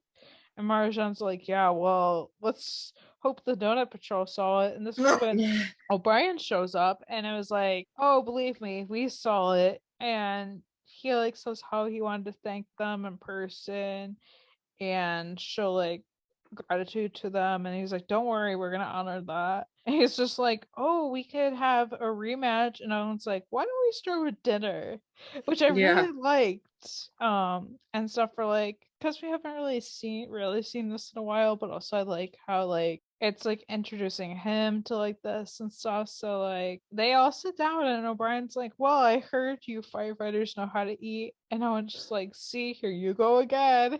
And see, if I was there, I would have put in a line of, well, did you bring dessert? Yeah. Now, anyway. And then Judd's like, yeah, it ain't a bear claw and gas station coffee, but you know. And O'Brien's like, donut jokes. I get it. Hey boys, where's the fire pole? And Owen's like, oh, we don't have a fire pole. We are thinking of putting in a slide though, right guys? And it's like, oh. And okay, now it's sort of, I just want to see some of the off-duty police officers coming to use the slide. Where they do put in the slide, I want to see them using it. Okay, so 126 is the first responder playground. They gotta put in a slide now that it's been mentioned, but it's like so like I was like, oh, heart touching. Because like, only to be honest, go on. God. I was just gonna say the only thing I was gonna say that could have added to this is having Carlos show up like in his civilian clothes off shift to have like food with them, and then like be like, oh, Brian's here. This is awkward. He just slowly slides on the and table. let O'Brien realize that him and TK and Carlos are dating. Yeah, I feel like that would have almost been off-putting just for the fact that like he doesn't know who he is and he doesn't really care, and it would have just like been like too much. They would have had to like explain it a lot for it to make sense, where it would have just been putting something in there just for the hell of it. I don't think it would have really worked. Though I guess we wouldn't have really needed it, because we kind of got the teasing from Gabriel when they first met TK. Okay. yeah. I wanted, yeah, that's exactly what I was thinking about recently. Because I was like, oh yeah, Gabriel definitely like was like, oh, you're a firefighter. Okay, like, yeah, I'm teasing I him won't hold about it that. against you. And Carlos like, he will. He's a Texas Ranger. But like, can we like? I kind of want that to be brought back in that sense with Gabriel because I want him to be like, listen, Lucky, I like you. You're lucky. So I'll be honest. I do think O'Brien got off a little easy. I would have liked to have seen him get at least a slap on the wrist officially for some of the shit he did because of all previous stated reasons. So I think that maybe the makeup was a little too easy. But I'm not unhappy about it because I don't like conflict. So seeing conflict resolved, that's great. I just would have liked to have seen, I don't know, so maybe something a little more stern go through in the background. But also people suddenly liking each other that easily, not as probable. I think it was just like still, I think it was just exactly. Yeah, I think it was just them both taking the high road, and I think if they were to like have some consequence, they would have had to have consequence in both directions because they both did wrong. In a sense, like O'Brien definitely started it, but they still both did like not great things. Owen still threw the first punch. Like that was one thing that I was glad we didn't see anything going on. I was afraid we would, like we saw with Billy, but I'm glad we didn't see anything going on there. Yeah, but it's true. Yeah, and also like I feel like it would have been repeating Billy and Owen's drama if they were to do more of this. I think like they ended it like perfectly. Well, yeah, and this shows that it's a one and done episode. It's not going to be like repeated. It's not going to be continued on. This is like they brought it in for an episode, and then we never see O'Brien again. Please. Like I like how it ended, but I also don't need to see the guy again. Like, nope, I'm good. Like it's like a storyline concluded, but we know that sometimes, like Pierce, sometimes they bring in people whose storylines seem to have ended, and for no goddamn reason. Yeah, that's exactly what I don't want to happen. So let's not go there. Let's not do that. So then we see Grace, Bree, and Joel go see Dave in the hospital, and Dave thinks he's getting like potato salad, and it's like, nope, no, not for a guy with like clogged arteries or whatever. Like, dude, you just had a heart attack. Exactly. And so they give him kale salad, and he's just like, you could tell he's so thrilled. And like, yum places. I don't like kale. It's a texture thing. Oh yeah, I don't either. It has to be fixed. I like kale chips. Like kale chips are fine because they're chewy and they break up. Exactly, but I don't also like get really badly stuck in your teeth. So I don't. Okay, so like I don't like any lettuce that's like spiky. That's what I call it because that's what it is. Like I don't like that. So I'm like no. Like I like any. I want to say any other lettuce, but there's definitely a few I don't like, but that is definitely not something I like. So like, yeah, I wouldn't be thrilled about it either. Like, okay. And they kind of updated him on the father and saying like, oh, how like he's gonna be okay or whatever. And then this is when we find out Dave like made up that story, which I get, like that happens and we kind of already addressed that, but like, yeah, I get it, but I get it. I don't love it, but I get it. I don't love it, but I also don't hate it. Like I'm not gonna be mad about it, but I'm also like it's happened before, so it's kind of like, oh well. And so they're like, oh, we're really gonna miss you and stuff. And he's like, no, you're not. And they're kind of just like, yeah, we are.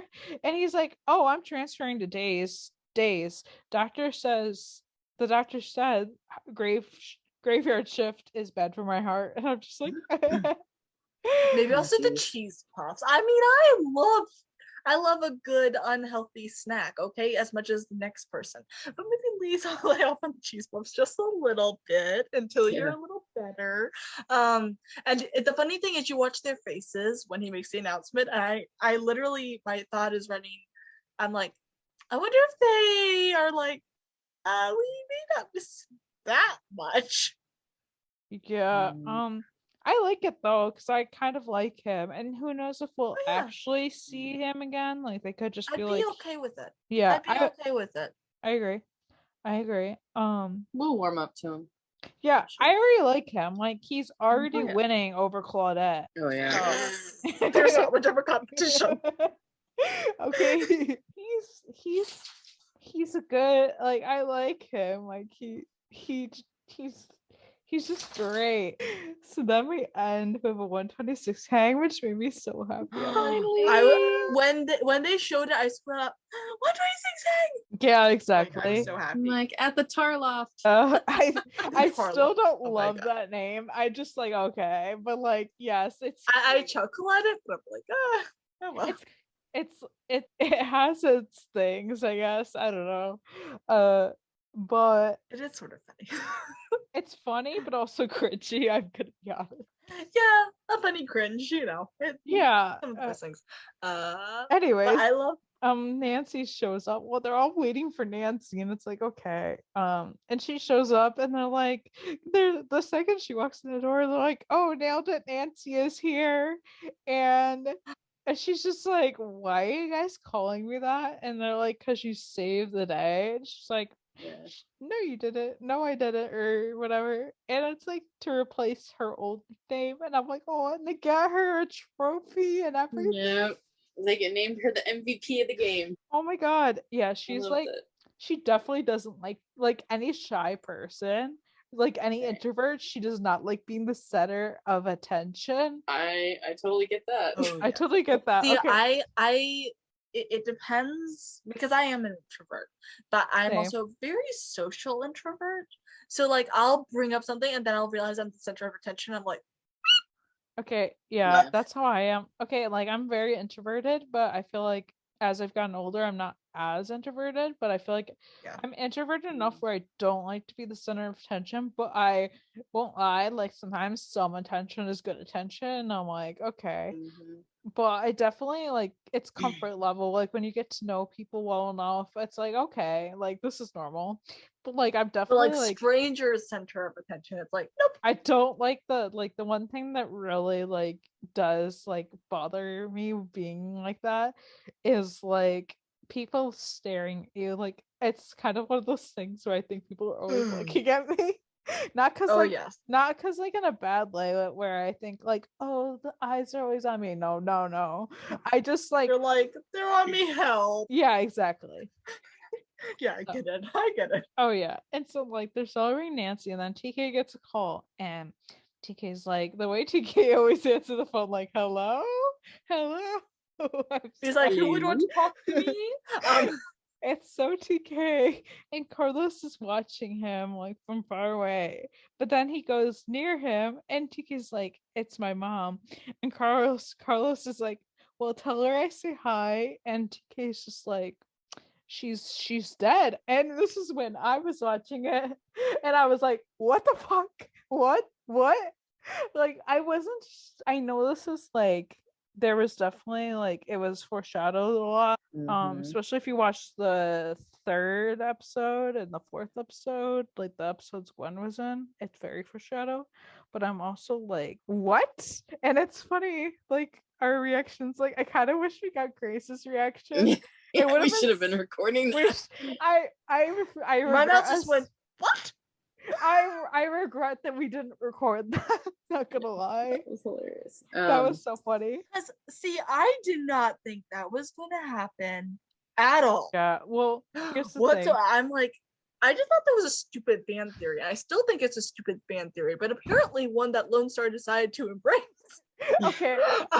There's a lot of things where I'm like, that's a failed theory. It's never gonna happen. Then it happens, and you're like, oh, okay. It's either like, oh, okay, or oh no.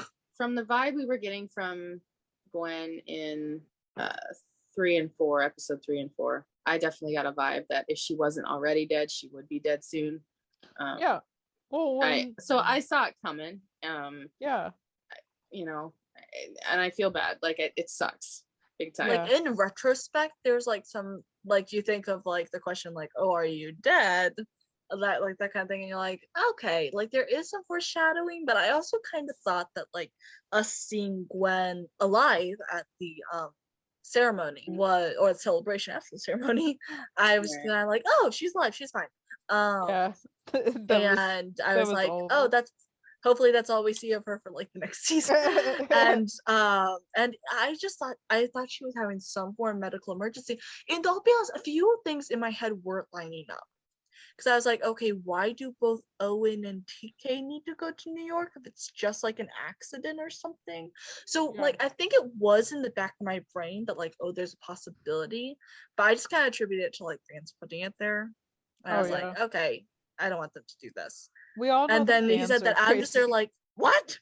Yeah, you guys were cracking up at my reaction. Oh, I know. So I'd been spoiled Monday night because I can't watch it live, but I was watching. I was like, okay, not surprised. Katie had watched it, so both of us were like watching for Grace's reaction as she got to it. Like we were both looking. Okay, next time something big happens, we have to like record it. Because we all have quick reactions, but like AJ might already know. I probably don't because I'm like never on social media, so I don't get those spoilers. So like just film my reactions. Thanks. That's what I'm saying. Next time something big happens, we have to record it because honestly, not even for your reaction, but also for us, like all of us, us looking around. And then like our talk during the ads, like what just happened? Yeah. And the cool thing with when we watch it is that we all have our own headphones on, so it's not like we can hear it, so we could record it every time and put it on our YouTube channel. Oh yeah, we could. Oh yeah. Okay. Good. Yeah. We may have to do that for 308. Oh yeah. We'll have to look into that. Yeah. Anyways, back into the episode. So like TK's obviously in shock, like broken, and Carlos's face too. Like his face just falls. It's like, oh shit. But I read interviews that this was done on purpose because they kind of wanted it to be like it was a good moment, like a good episode, and then like TK's finally like comfortable again, he's in a good place, and then this happens and it's kind of like unexpected, so it's not like TK's expecting this, and like we're not. Here's what I'm glad of: they did it when he and Carlos were back together. Oh, so yes. He not only has his father and his 126 family as support, he also has his boyfriend as support. So I'm glad they did this now instead of like in the premiere, like bringing up in the premiere. Yeah, definitely. Yeah, and it's just like what the heck, and that's how it ends, which I'm not mad about. Like it was a fantastic cliffhanger. Yeah. Okay. So the thing is like I recorded my reaction because I want to record my reaction to the promo because Ronan kept saying like something about how the promo. So I was like, okay, I have to record my reaction, but I wasn't anticipating any bombs to be dropped at the end of the episode. Yeah, the last sentence of the episode. But then of course I start recording like I think before TK starts walking over, like right as he's getting the call, and I'm just like, so I got it at the perfect time, and then I also got the promo, and it's just like maybe like what the fuck, like 15 times probably. Oh wow! If you haven't already seen it, you should check it out. It's hilarious. Yeah. Yeah. And I mean Katie's reaction, not what happened, because it's not hilarious. Yeah. Yeah. Let me clarify that one. Yeah. I'll definitely post it to like our story like the day this goes up so you guys can watch it. And stuff. I'll share the reel because that's what it was. Yeah. I'm bummed to see her go. Lisa Edelstein's a great actress, but I don't think, I mean, when she was brought in season 2, she was always meant to be just a temporary character, and then she was in there for like half the season. So then when, I was surprised she actually came back in season 3. So I'm glad that they did this, and I'm glad that, it seems like from what Ronan has teased, because he just is a master teaser and he can't help it. It seems like we're gonna get a good wrap up of her storyline, and she's gonna go out with, they're gonna do it justice, Yeah, they're gonna do it well, whatever they do. Yeah. See, like, part of me is like, we barely saw her anyway after the first half of season 2. So I guess part of me was like, okay, why is this even necessary? Then I'm like, it's necessary because we're getting her storyline and we're getting a lot of TK's storyline. Like, this is a huge developmental episode coming up. Yeah. Or at least showing previous development.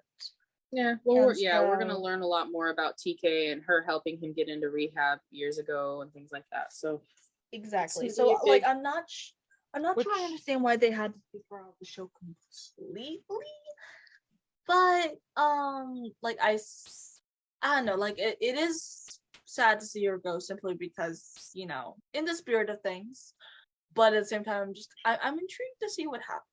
Well, before we talk too much more about the next episode, maybe we should share our final thoughts about the 307. Yes, yes. Yes. Okay, I loved this episode. Like, honestly, I think this is like, okay, it's really hard to like rank the episodes, but like I kind of blend like obviously 4 is the best episode, but I kind of blend those first few episodes together. But like I would say this one is like my other like top favorite so far of the season. I just think this is a really funny episode. There were so many great moments in it. It also like tackled a decent bit, and I think like this is like a transitional episode, I think, because we're going to get into 8, which is going to be like big TK episode. It's gonna like, and then I think we're also gonna get like heavy Owen and TK, which we have been wanting for like seasons. Oh yeah, definitely. They haven't given it to us. We're also getting like his rehab stuff, which we have been like literally wanting that since like I believe we mentioned like wanting to know more about that.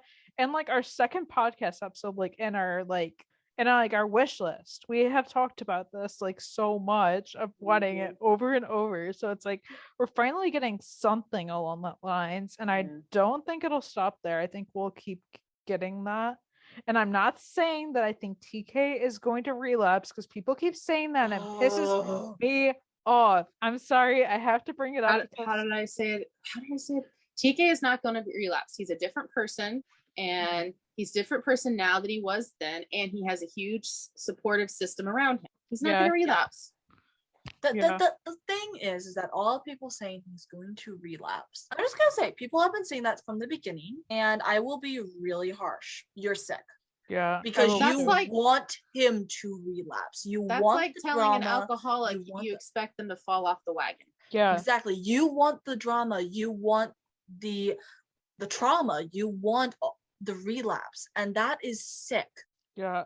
See, there's no other way to put it. Like, I get people want to see more of his storyline with that, but that's why I'm glad we're seeing the rehab, like the previous rehab bit. Saying that you want him to relapse again, you're sick. That's it. That you're sick. Or being like, oh, I think he's gonna relapse. Like, I get people have theories, but then again, it's like, if you're really saying that, like, what's your intentions? And it's bothersome. Like, I know Bobby relapsed at least once or twice in that one, but that doesn't mean TK is going to. And also, like, that kind of storyline is just like not this kind of show. Like, Lone Star is not gonna have TK go.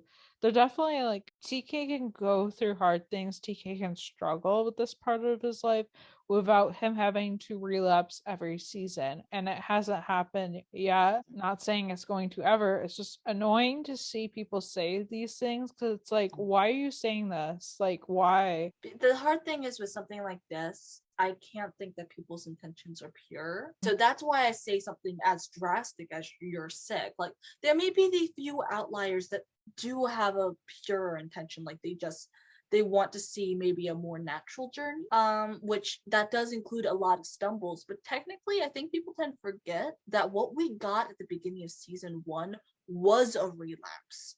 We already got it. Wasn't the beginning of something. It wasn't anything. It was a relapse. We already got a relapse, and now we have him. He's on his journey. He's still sober. So, like, so I can't believe that anyone has pure intention. In 208, he celebrated his 1 year of sobriety. So if roughly 208 to 308 is about a year, he would be celebrating 2 years of sobriety. I don't really think he's going to throw 2 years of sobriety down.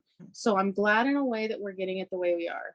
because we're gonna Exactly. get No, his past. So Yeah. we're gonna see a relapse, and we're gonna see him falling off the wagon, and we're gonna see the trouble. But then we're gonna see how far he's come from there, precisely. which is gonna teach people he's not just gonna relapse for relapsing sake. And I think it's important. Like people say that people try and back themselves up with saying, oh, we need to see the natural thing. I think we need to show people that they can stay on the wagon, that they can stay sober for a long time. Having had an addiction does not mean you're always going to fall off the wagon. Does not always mean that there's an impending deadline on your sobriety. Rob Lowe is a perfect example. He's been sober for over 30 years from being an alcoholic. He doesn't drink, and he has it for over 30 years. Yeah, that's incredible. Like and that's a huge milestone. Exactly. That's so big. Instead of doing a storyline, which we have seen in other shows, which is relapsing, like showing, oh, you might fall off the wagon. Let's show people that they don't always have to. Which I think is what Lone Star's whole thing is. I think. And John Owen Lowe also has struggled with it as well. I really don't think he would let the writers write something like that, given his own history. Now, I will say I would take a discussion, like a check-in discussion. Yeah. Like someone just being like, how are you doing? Like, you can talk about something. I would even take like maybe his NA meeting or something like that. Like we got Tommy's grief counseling, like her grief group therapy, that kind of thing. I would take seeing him in an NA meeting, just kind of been like, this happened. I've been really struggling, sometimes it has crossed my mind, but I have a reason to stay on the wagon. Like I'm really fighting against this. So I don't know if I'm explaining this well, but I would take a discussion, but that's all I take. Oh, I agree completely.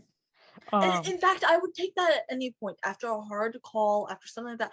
I would take showing it isn't easy to stay on the wagon. Yeah. But it doesn't have to be easy to stay on the wagon without it doesn't have to be easy, but you can stay. Yeah.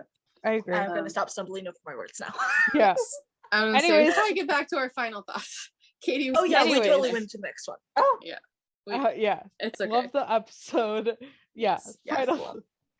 Love the episode, and it was great. Like, we could have not. I mean, I'm not mad at the ending. I actually kind of slightly like the ending. I'm not saying I want Gwen to die, but I don't hate it. Like, I think it's gonna be a good storyline going forward. It'll be interesting to see how it plays out.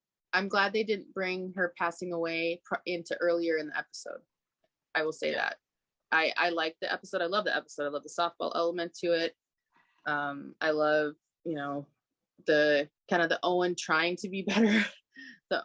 I love, the seeing the banter and the animosity you can kind of get from the police and the fire. I love Carlos feeling like he's kind of in the middle and trying to get the team to tone it down a little. And they're, just giving him a hard time. So I love the episode. I also love the guy who played O'Brien. He's been in so many shows that I've watched. He is such an amazing actor. Neil McDonough. I can't pronounce his last name, but I mean, he's been in things like Band of Brothers, Project Blue Book, The 100, Suits, Arrow. I mean, and he plays bad guys so well. And I loved him in the movie Timeline. I had I was trying to figure out what I knew him from, and then I was like, oh, yeah, that makes sense. Yeah. Yeah. He plays a bad guy very well. Oh yeah, for sure. Oh yeah, he did. In fact, he looks familiar. I just don't know what I would have seen him in.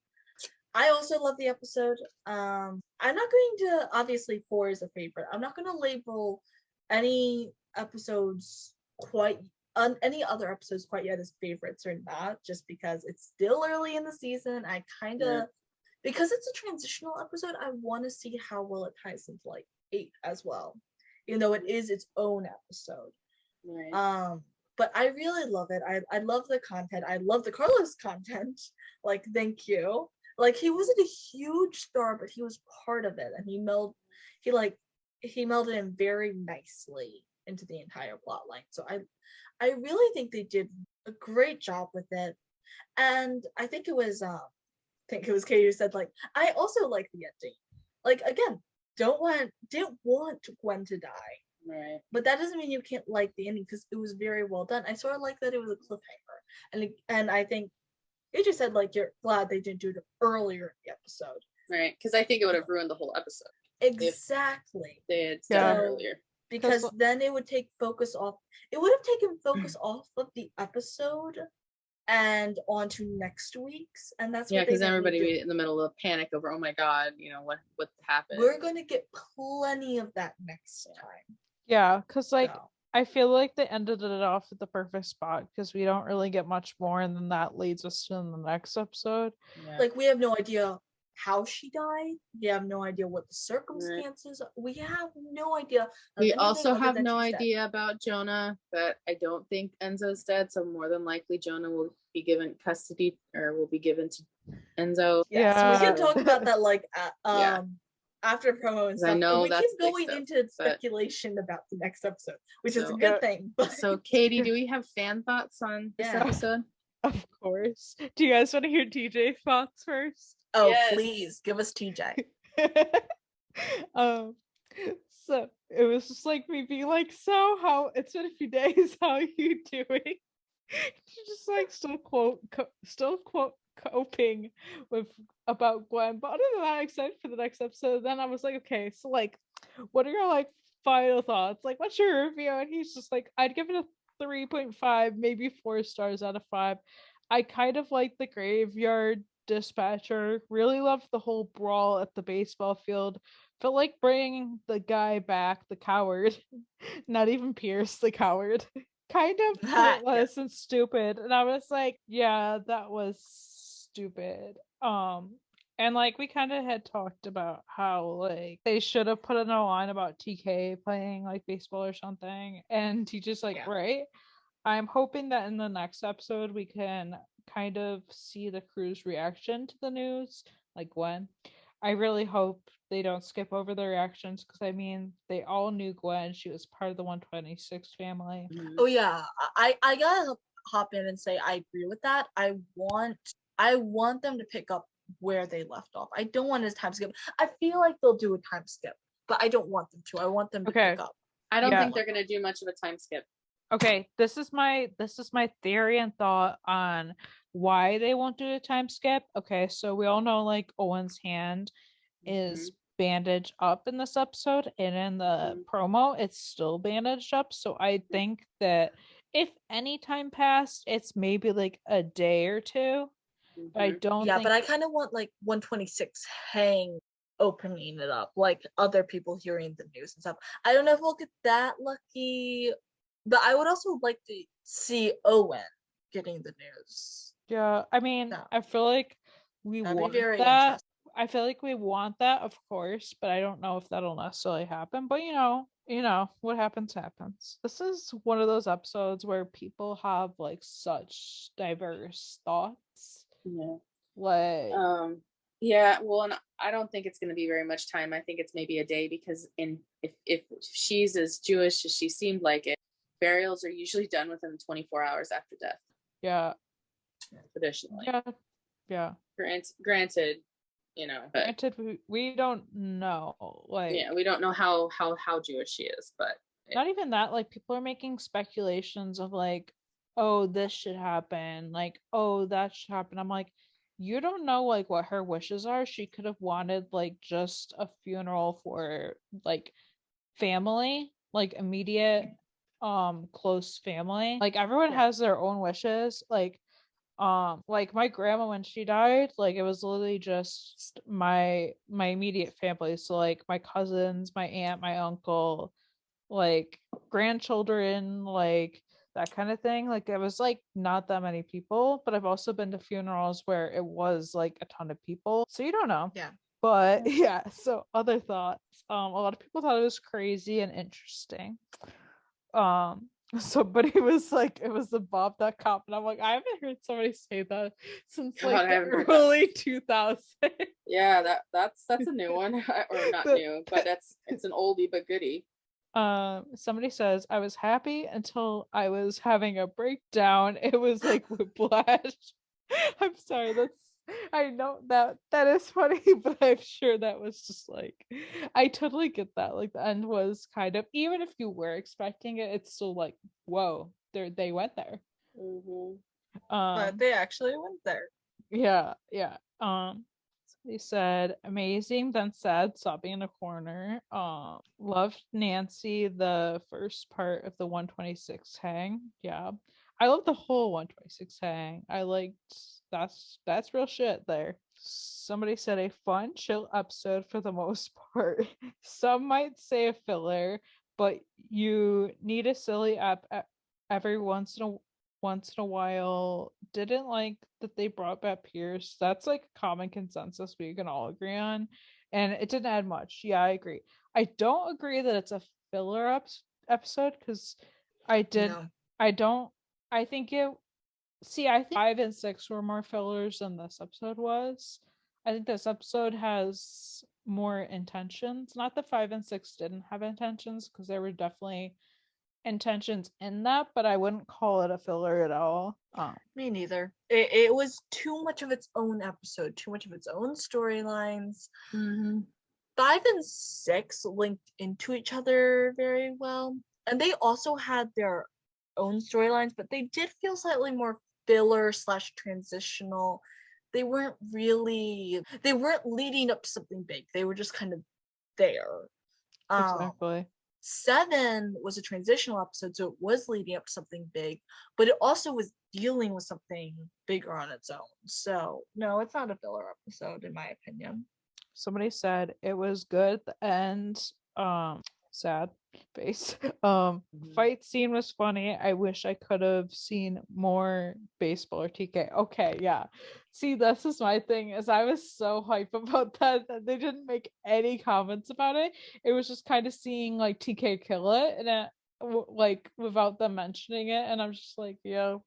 This explains like the episode perfectly, because somebody was like, it was the good episode and the calm before episode 8 insanity, and I'm like, exactly. Yeah, I'm definitely excited for the next episode. Ronan has been very teasy, so it's definitely, I'm just like, every time Ronan like starts teasing, I'm like, Ronan, stop. Like he posted this, he keeps posting pictures, and it was funny because under like one of his posts, I'm like, you're done now. And one of my friends was like, I don't know what's funnier, Ronan's post or your comment. Or I don't know what's better, your comment or Ronan's post. And I'm like, thank you. I really try. I really do. But I'm excited for it. We should probably talk about the promo, since we keep referencing the next episode. Right. So the promo. So TK is looking back at someone at the airport, and Carlos isn't shown, but we know it's Carlos and stuff. And I'm just like, okay. And then we see Owen on the flight talking to the person sitting next to him, saying how his mother passed away, and we're actually at our way to the funeral. And the woman sitting next to Owen being like, life is relentless. And Owen's just like, it sure is. And then there's like turbulence, and you can see TK in the back, probably coming from the bathroom, just because based on planes, that's where the bathroom would be. Yeah. And so you see him come from there, and then you see a news report of like a flight experienced a mid-air explosion, and Carlos is watching it from the airport. So we know like that was him in like the first part of this promo. And Carlos looks like he's on the phone, but it's like, who is he talking to? Like, yeah, you could be like, oh, maybe he's trying to call TK, but TK's on a flight, he's not gonna answer. Right. And then the 126 is watching the news report too, and then we like see the turbulence and like TK yelling for Owen, and I can only imagine what he was going through. It's like freaking out, like he already lost his mom, he doesn't want to lose his dad too. Yeah, which I definitely think that's like the thought, but I don't necessarily think, I think it's more like, what the heck is happening? Right. or like yelling for your loved ones in any situation like that. Yeah, this is definitely going to be an interesting episode. And Ronan keeps saying that the plane is the calmer part of the episode. That's what terrifies me. I'm like, if that's going to be the calm part, then what the heck's going to go on for the meat of the episode?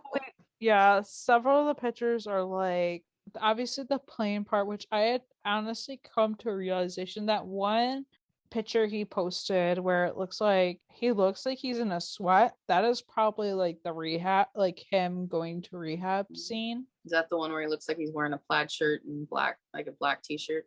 Yeah. And we know on the plane with Owen, he's wearing this brown shirt. So yeah, I think the one he posted is a flashback to going to rehab. Oh yeah, for sure. Like at first you're like, oh no, baby, what happened? But then you're like, wait, that's a flashback. Yeah, and a couple of weeks ago, somebody posted a picture of him with Lisa Edelstein, or he posted it, I think. And he was in the same outfit and she was leaning over and they were smiling. So I think that was a behind the scenes of that scene they were filming. Oh yeah. Like people are like, oh my God, they look happy. This is an episode. And I'm like, are you a dumbass? Behind the scenes. We all know that. It takes like half a brain cell to realize that. I'm sorry, but it does. Yeah, so it's definitely, and I know like it's gonna be challenging. I'm curious why Carlos isn't on the flight. Yeah, see, that's the question of all like whatever social media platform of the day. Like why isn't Carlos there? Right, like did he drop them off? Was he bumped from the flight? Like did Owen and TK go and then like was he not Carlos able to get the time off? Yeah, so what is the deal? I guess my thought is I can't believe the midair explosion happened just as they fly off. So why is Carlos still at the airport unless he was waiting for the next flight? And I know like depending on like if it took like if they had to leave like quickly and there were only 2 spots on that plane, Carlos would take the next flight, get TK there as quick as possible, and then Carlos will come in later. But I don't know. I'm feeling like different things about it because obviously everyone's asking, oh, Carlos, why wouldn't Carlos be there? Carlos would of course be there. Of course he'd be there for TK. It's like just because Carlos doesn't go to New York doesn't mean he's not there for TK. Like that's like who knows what like literally one of my reigning theories is that either he was two of my reigning theories, either he was on like another flight or he couldn't get the time off. Because he'd be there for TK if he could. Oh yeah. Or if he was able to. That and doesn't it was very mean last that he minute. Was able to. Yeah. We know it was last minute. Very last minute. His significant other he's not married to, so he wouldn't get bereavement leave. And you usually have to take PTO, paid time off a couple of weeks in advance. Like let him know. So yeah, it very well could be why he's still there and why he didn't go with him. Yeah, we also don't know like the circumstances of the funeral, that kind of stuff.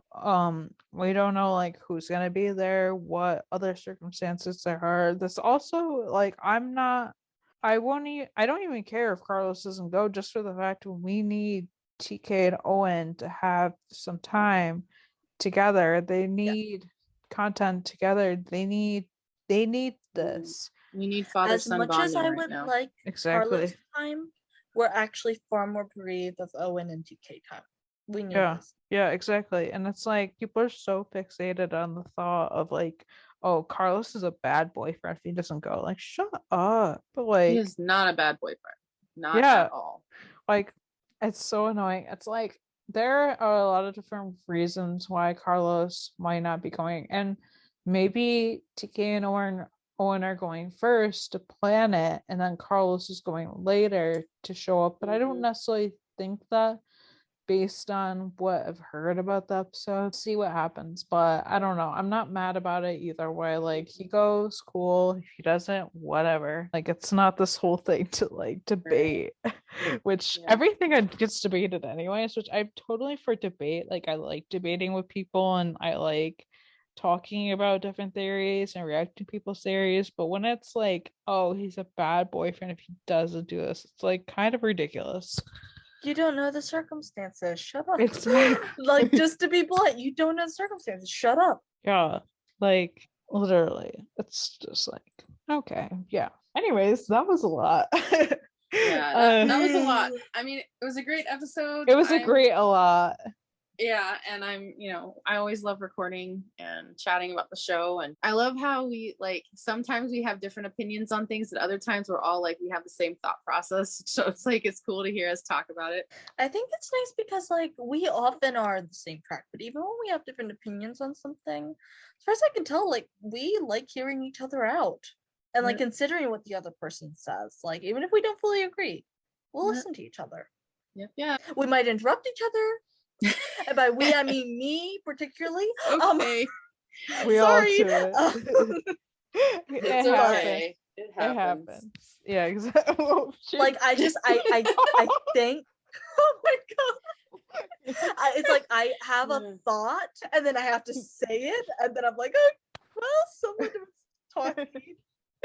Sorry, I had to. Thank you guys so much for joining us and listening. Be sure to subscribe to the podcast on Anchor or else on Spotify, Apple, and Google Podcasts, and almost anywhere where podcasts can be found. On iTunes, please rate us and leave us a review. It means a lot to us. You guys can follow the podcast on our socials at 91LS Roundup on Facebook, Twitter, and Instagram. We also have a Discord server. The link is in the description of the podcast and our Instagram bio. You can follow me, Katie, at Lovatarlos on Instagram and at For Lovatarlos on Twitter. You guys can follow me, Grace, at Ronan Rafa 911 on Instagram and at Sheepgirl31 on Twitter. You can follow me, EJ, at EJ8302 on Instagram and Twitter. Bye. Bye. Bye.